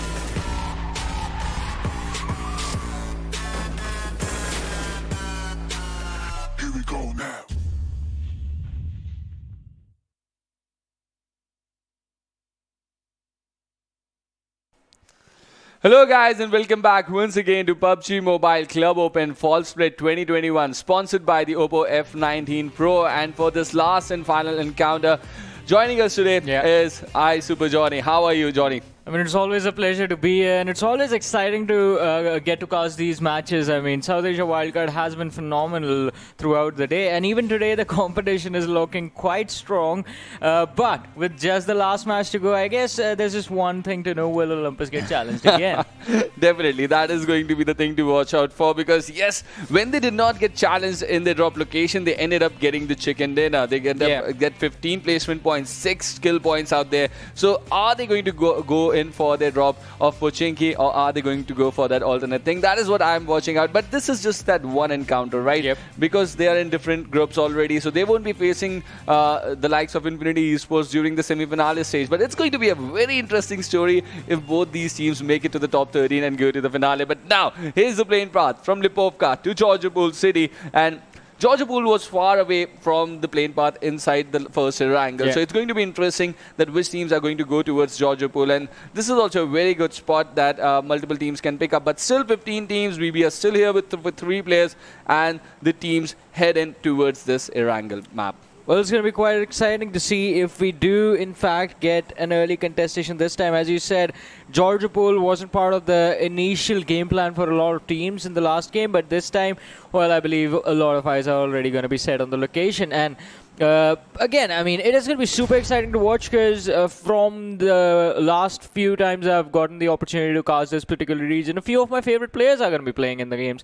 I mean, specifically the players from the side of WTUC Way to Conquer. I mean, we've seen Pengu for a long time, and he has been sort of an incredible player with the sort of game sense and the tactics that were employed by him in the past. And it is going to be quite fun to watch him in action along with the players of NRC. I mean, Amare, I'm pretty sure Ocean sort of remembers that name from over a year ago when we've been watching this lad sort of outperform and be like a really classy player inside the game. But again, Markman is also here. Well, yes, and definitely it's going to be a team to watch out for, and let's see how they're going to do. But the first circle is now here, and the main island, the Potato Hill, right onto the center of this first circle. But just like yesterday, when you came in for the last game, Johnny, you remember that we were talking about Pain Gaming having 3 decent performances without a chicken dinner. The story is sort of same for RGC Dino today. They have not been getting the chicken dinner though, but they've got 2 back-to-back final circle appearances and a little bit of a decent Miramar Sanhok game. Let's see how this team is going to just say goodbye to this opening day. Is it going to be a chicken for them or not? We are going to watch that out. But looks like Olympus have just listened to this advice coming in from me, and they have dropped towards Georgopol City. Well, let's see. I mean, what the game is going to look like. Because, I mean, even though they are going to be in the city area, they do have 2 teams to contest them in that position. First is going to be Way to Conquer, waiting for them towards the container side. And then we have the teams of Kings taking control of the hospital positions for themselves. So now Olympus sort of find themselves, basically gate kept already. Rotations, they're going to be quite tricky since the circle is also towards the central side, but let's see. I mean, we still have just 15 teams inside the lobby, and it's going to be quite interesting to see how these teams actually do plan out, because the northern part is completely empty. There's no team on the northern side of the map. That's going to be the easiest part to rotate from at this point. Let's see if they're going to do that or not, because clearly we have this information, right? But the IGL does not, and that is going to come into the equation as well. But clearly, Infinity Esports, they've shown domination in back-to-back matches in their drop locations, and this is a really good move coming in from Olympus. I really like it, because they just might go back to Pochinki in their encounter tomorrow against Group A if whenever they are going to feature next. But for now, for this last game, just one game, if you're just leaving your drop location and you have this possibility of getting good points, just like they did inside the Sanhok game, it's a really smart decision coming in. Well, let's see. It can be a smart decision. It can work out in the team's favor, but a fight already breaking out in the early stages with the players from the side of OPEX making some noise in the wrong direction and resulting in the players from the side of VIP actually just focusing on them. But OPEX, they are going to fall back. They're going to rotate and get out of position. So VIP eSport, I mean, at this point, all the lads have to do is just to hold their strongholds, hold their cover for themselves, and not actually just run out in the open, get spotted out, and then just get picked off. So we do see Aqua towards the gas station. Then he is actually in a really comfortable position, but the player from OPEX did in fact rotate with the vehicle from quite close by, so these lads will have to be extra careful. In fact, Bunny has taken some damage, is down to around 50% HP. Well, he really has to be, and that's something really important. But let's see how they're going to move in over here, moving in from the Milta region already, and now we have got Unity.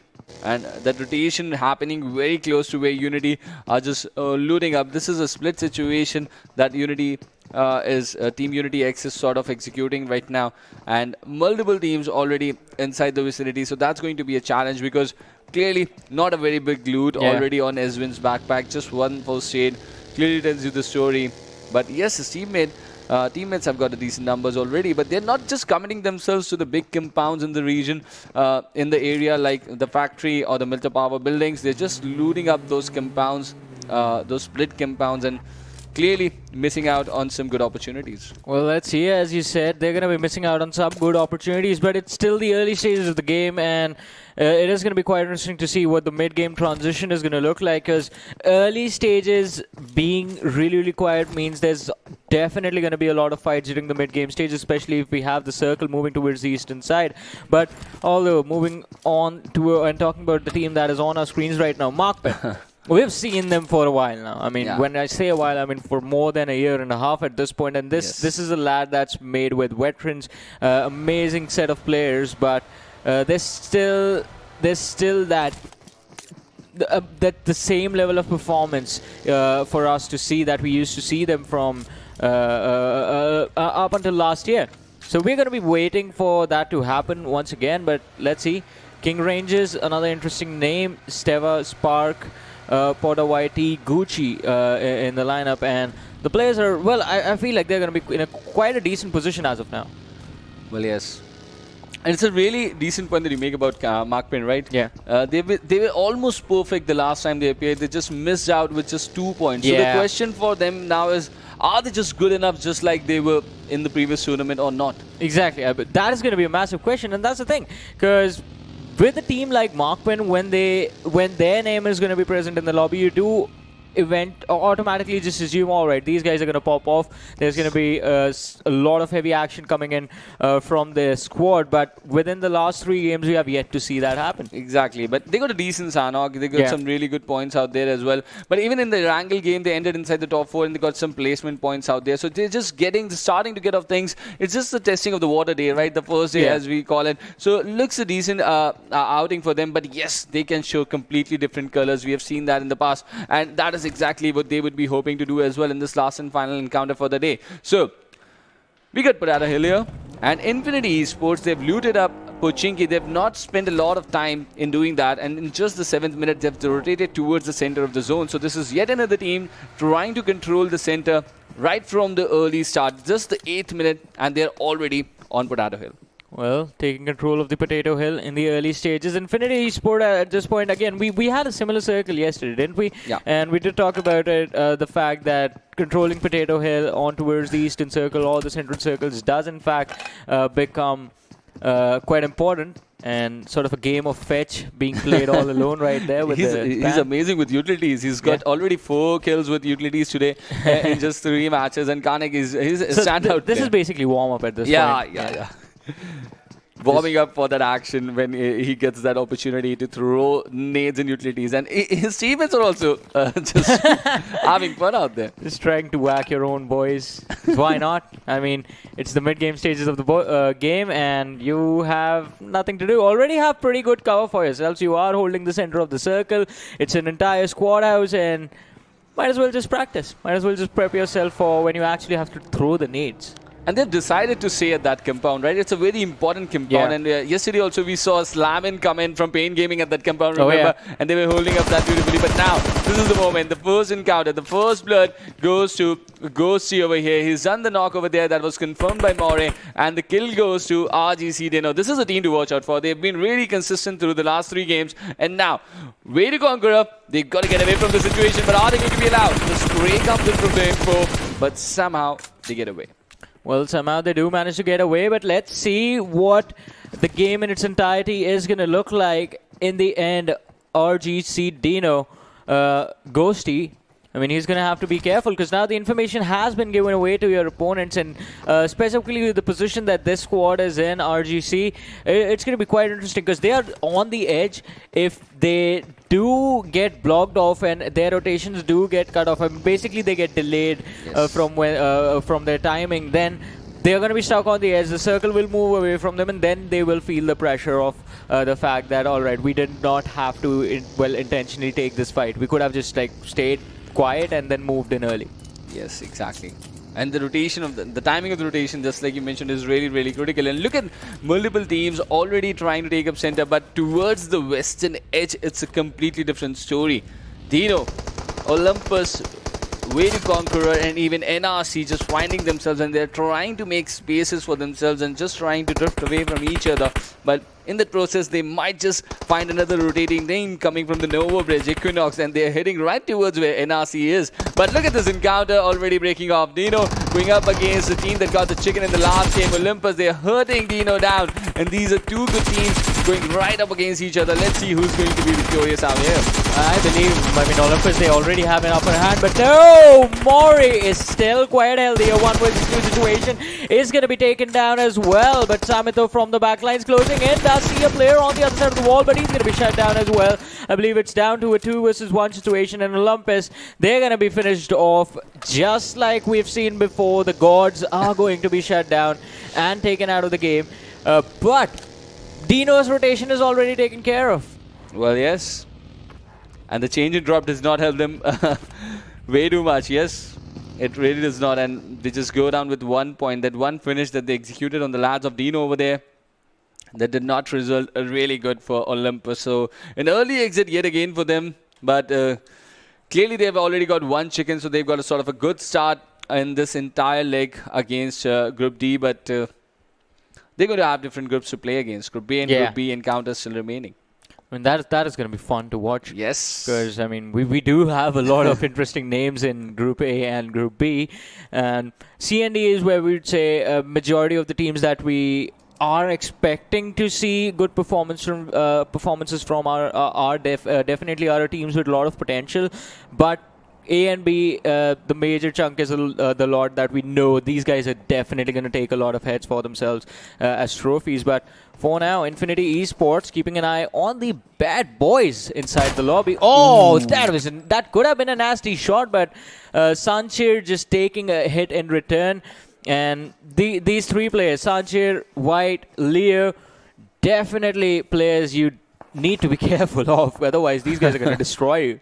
Exactly, and they've done it to multiple teams already today, so the stance is clear. And coming to that groups discussion that we were talking about, Johnny, I really feel that the teams from Group C and Group D are way more expressive and way more sort of aggressive than Group A and Group D, and that is going to really spice up things when these groups go up against each other. How that collision is going to happen, and the top 13 teams, they go to the finale. It's going to be an amazing, amazing finale for the South Asia Wildcard region. We've already had the glimpse of all the teams, so it's looking decent, and let's see how these teams are going to carry the momentum. Yeah, exactly. I mean, it's going to be quite interesting. But, I mean, let's see what the late game stages of this match are going to look like. Because, I mean, again, mid-game stages just getting started, and we're going to transition to the late game stages in just a few more moments as the players from the side of OPEX and SDZ are closing into the eastern edge of the circle. Equinox right on their backs along with the players of Bad Boys as well, in Phoenix on the perfect southern edge. But a fight is definitely going to break out towards the east, although if we move towards the western side, we do have the squad 300 meters away from the circle. As I said, SDZ and OPEX going at it. Equinox coming in with the third party. OPEX in a world of trouble as Unknown has been taken out quite far away from his teammates, and his teammates are feeling a lot of pressure from Equinox in the other direction. Look at this, OPEX is just getting wiped out. Wow. And the kind of pressure they applied on Unknown over there, and RGC OPEX instantly eliminated out on the 14th position. No points whatsoever for them. They did not even confirm one kill. All the 4 players picked off beautifully. But look at Dino. They've already got 5 kills for themselves. SGZ picked off 2 here already without losing a player. So some of the teams have really got a good start. I'm going to keep an eye on Infinity Esports as well. Let's see what they're going to do in this game, considering the fact that they've still not lost a player. They've stationed themselves beautifully towards Potato Hill in the initial circle, but now the circle has shifted a little bit towards Rozhok. So let's see how they're going to control the southern parts. Well, as you said, we're going to find out how these teams are going to control the southern position of the map. Although I do have to say, right now, the best place to be in this circle is going to be towards the western edge. Yes. That's completely empty. It's abandoned. I believe hardly 2 or 3 teams present in the position. So you will definitely be quite safe from all those squad fights during this stage of the game up until the 20-minute marker, where you will be forced to take those fights. But Team Exodus, quite close to the city of Rozhok, in fact, towards the eastern edge, They do not have to fight for the next 2 minutes, but they have a team closing in from the east. And once the team is, I believe, 150, 200 meters close to them, the squad of Bad Boys, that is when the fight is definitely going to be forced. Oh, Bad Boys are towards the side of school apartments, and they have a team already in the school. It's a very interesting place to hold up for a 3-man team, to be really honest. The man advantage always plays a big role over there. But I think that is the gamble they're playing, right? Yeah. They're just trying to keep the teams away, showing that there's a team holding up here. I would say the perfect place to hold as a 3-man lineup would be the compound that is in control of Way to Conquerors, or maybe just go top of the hill. That would be much easier to execute, because if you get contested on the apartments right now, Badman, they are going to have to pull off some next level plays, otherwise they're going to be in a world of trouble. But Momo, He almost got that knock. He almost got that knock. He had found 2 players just giving that peek towards him, and that Car 98 8x shot almost just landed perfectly. But now Captain and his teammates have sort of realized that bold action shots are being directed towards their head, and they're just trying to stay inside cover for now. But the knock looks just round the corner. And speaking of bold actions, we have the green cannon, the big green cannon already here, the AWM. But Insanity just running over players. He does not need guns to do that. But Equinox also just making an appearance towards the southern side, and they've got this shack as a cover for now. But now pressure being applied on King Rangers. The push coming onto this compound, onto this squad house, where towards the east side of the city of Rozhok over here. And it's a good decision coming in from Quad ID to regroup with his team. I mean, yeah, it's a good decision, but a much flashier one would have been him just low tossing that nade, taking out some damage, and then just running into the fight. But talk about fight, Infinity Esports charging in. King Steva is going to be taken down by Leos, who is trying to get a few more finishes for himself. But the push is definitely going to be shut down, as Sneak is going to be knocked out and White is going to be forced to revive his teammate. Now, the squad of Kings is sandwiched between the players of Bad Boys and Infinity in the back lines. Gucci is knocked out, but Porter can move towards his teammate to go for a revive. But this fight is looking really interesting, because if anyone forces right now, there's an instant possibility from third party from the other teams present on the edges. Definitely. And look at Ponawadi also just going down eventually. Sanchez just continuing that spray on the windows over there and making sure to get that knock. And now Spark is the only player remaining, and I think this nade might just do the trick for Poda. And has it got enough distance? Yes, it has. And what an amazing finish over there by Sanchez, making sure to confirm his skills so beautifully out there. And the last and final player also getting that pressure. Shots being taken constantly. But the smoke is now being deployed because they're going to close into the houses over there. I believe, Trooper, we're going to see a lot of third parties right now as... Alright. Oh, so it was just for the loot. Yeah, and also Way to Conquer, one of the players just like fell, got knocked out and finished off instantly.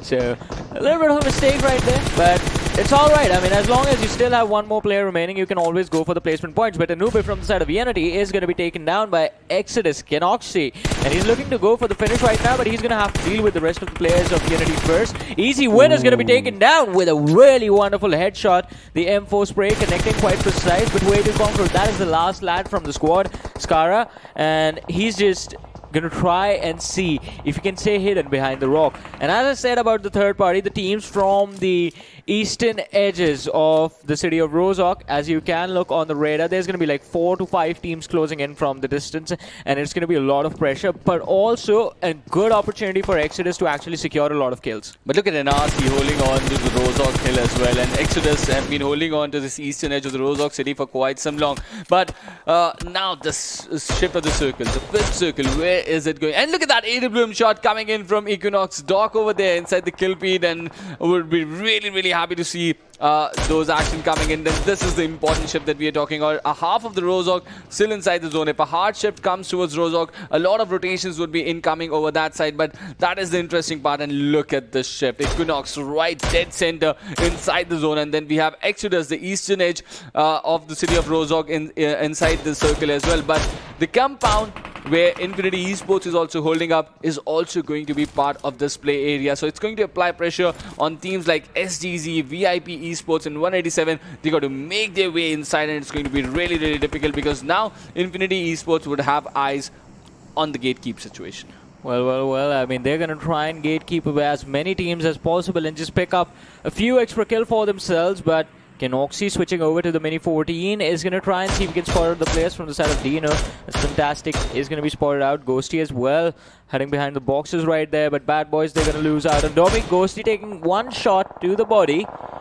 Going back inside the cover. His teammate has actually abandoned him. They've taken the vehicles along with them. And Ghosty is just left to run on foot. Let's see if he's going to get away. Kenoxy looking in the other direction, putting up a lot of pressure on the players of VIP. But Infinity, they succumb to the pressure that was applied on them by the players of BB, and Sneaks is going to be knocked and finished. Markman losing out on Momo in the team fights.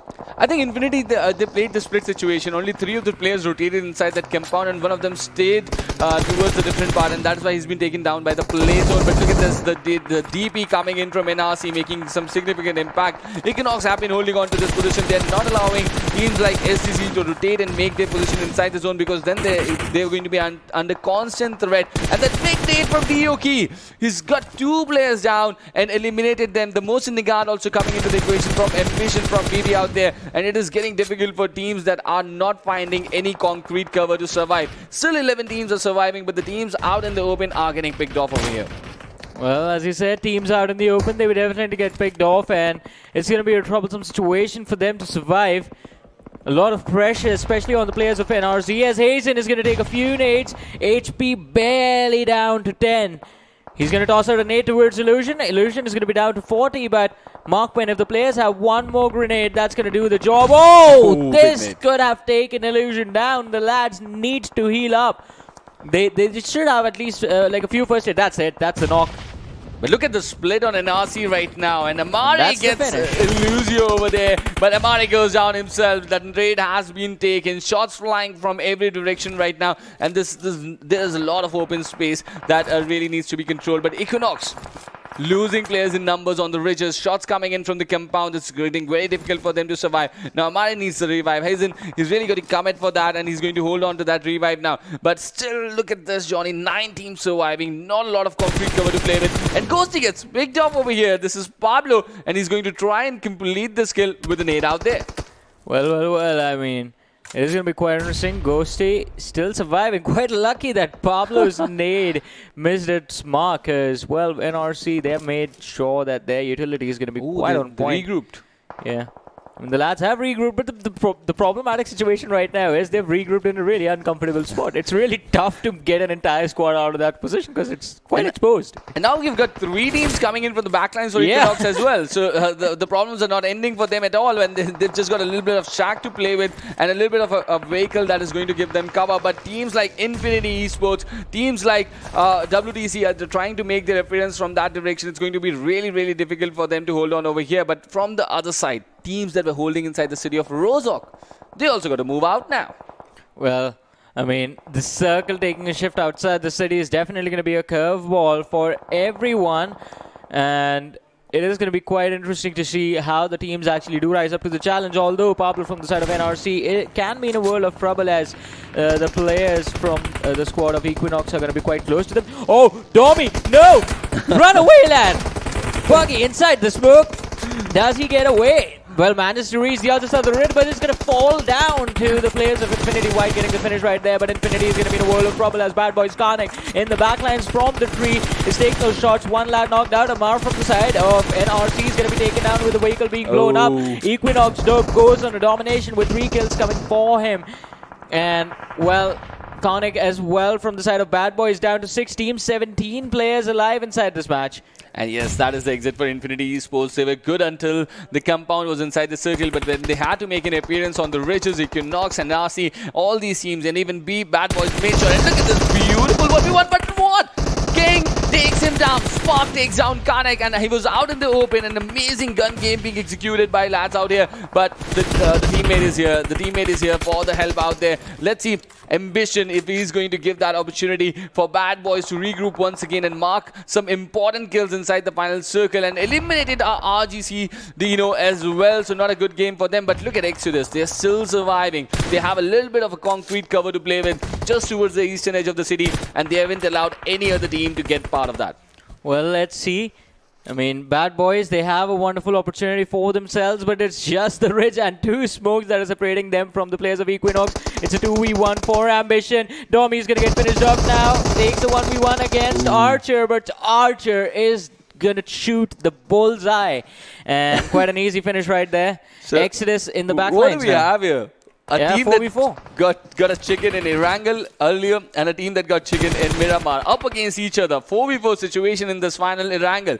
Equinox on one side have got 9 kills for themselves. Even yesterday in the last game, we saw a team secure their second chicken dinner of the day, and I guess today it's going to be the same storyline because there's a 100% possibility that someone is going to get their second. Definitely, and one of them is going to get the second, but who is that going to be? It's going to be the question to ask for. And they're going to really close into Pain Gaming as well because they were both sitting on 45 points, I believe, before the start of this game. Now, Dioki, he makes an appearance and goes towards the left-hand side. His team, the team of Equinox have deployed all their players towards this side of the ridge. This is not looking a good situation. If Exodus realize this, they might just spread and create flank angles for themselves. Baymax still not committing, and just all the players, all the 8 players towards this side of the ridge. It's going to be a head-on collision, but no flank angles. But now I see Kinoxi and Baymax, they're sort of dicey right now. They don't want to leave away the ridge.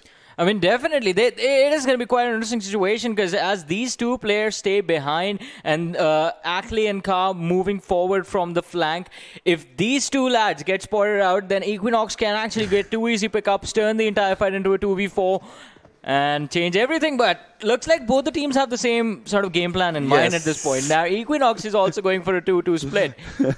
Wow.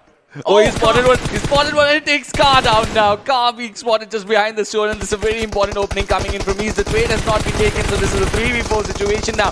Ackley just trying to dominate the situation. The trade, he takes down Rio K and he finishes him instantly. So this is back to a 3v3 collision. And Ackley coming in with that random shots inside the smoke. Now one of the lads who was trying to create that plan from Exodus successfully takes one more player down from Equinox, and this is a 3v2 situation. And Kinoxi, look at him, already 8 kills. Airline and East have this big challenge up ahead of them. Well, definitely, but Kinoxi and Baymax moving forward means that Exodus, they're going to get the finish. The second chicken of the day, and it is quite an impressive performance from this individual, and he was the one who actually took the risk of pushing through the smoke in that final fight and getting the second opening. After DOK was taken down earlier on, had that second opening not been there, the fight would have carried on for, I believe, 15 more seconds. But look at this. This game brings Exodus up to the first position in the overall ranking and 15 kills as well in this match. And Exodus with the second chicken dinner in Erangel. 2 appearances for them in Erangel, and they got both the chicken dinners. And this time not Ka, this time Kinoxi gets away with the most valuable player award. And he's got 10 kills for his team. 10 kills, 1200 damage. That's a really big number. But look at this. Healing done is 17. I believe he just took out his opponents before he had to heal.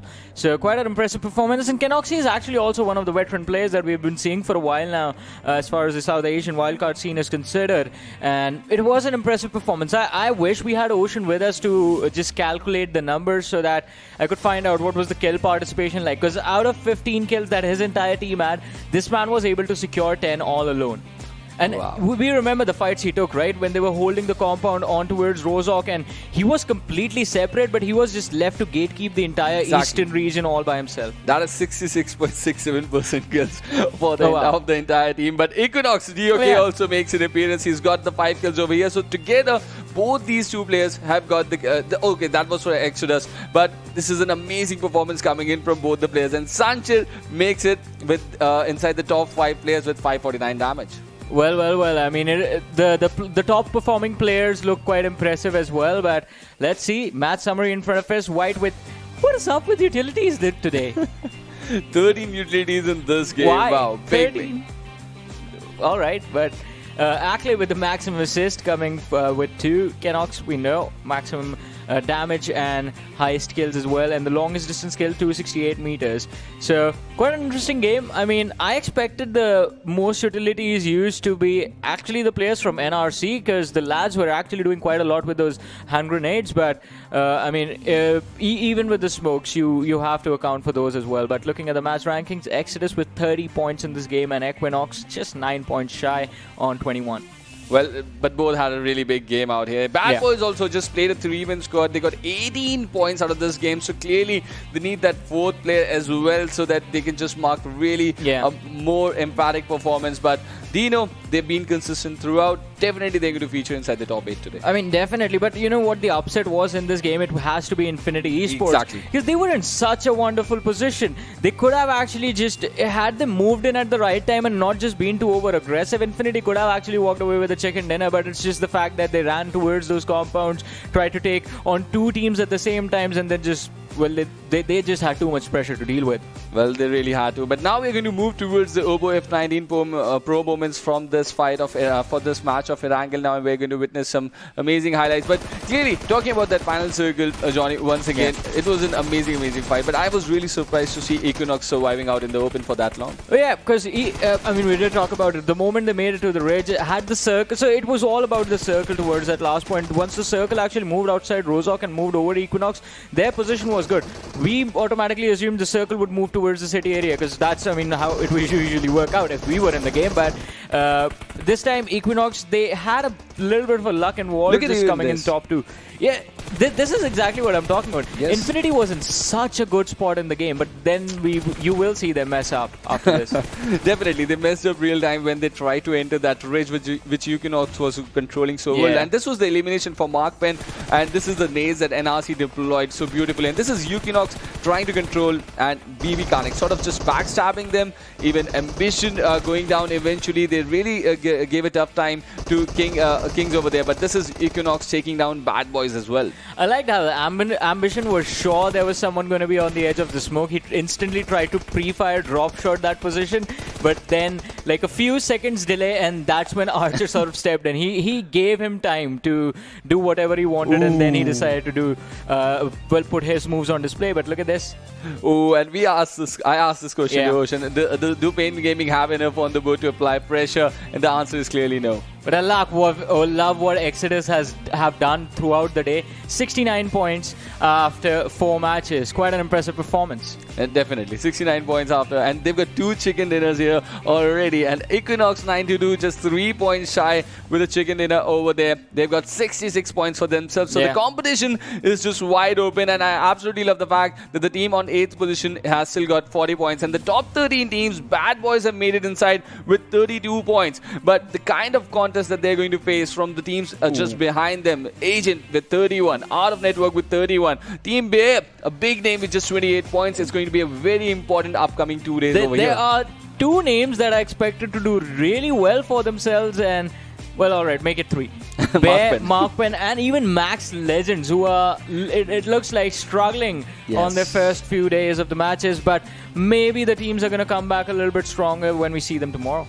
Well, yes, and these are the teams on the last and final page as well. Team Classic, they were looking impressive, but not on the overall ranking. Way to Conqueror 187 eSports. Even SGC eSports is not doing really good. And look at that, Fear No One of the finalists from the last year regional finale, is on the last spot over here. Yeah, quite upsetting to see that, but still, only 4 matches being played by everyone right now, so 1/3 of the journey is over. They still have 8 more to go, and we know everything can change in the next 4. Definitely. And after all these 4 matches for every single, all the 31 teams out here, this is how the kill leaders look like, and DOK with 15 kills out here. Yeah, so DOK with 15 on the first, but I have to say, Kenox, he's sitting on the 3rd with 12. He got 10 in the last game. Wow.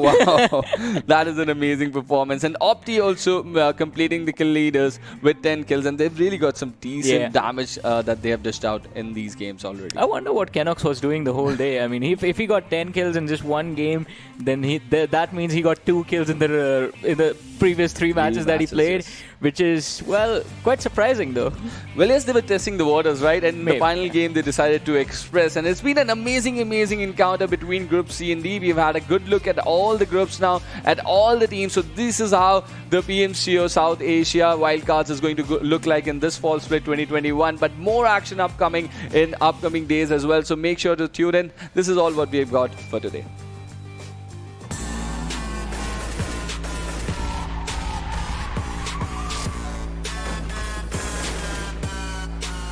Here we go now.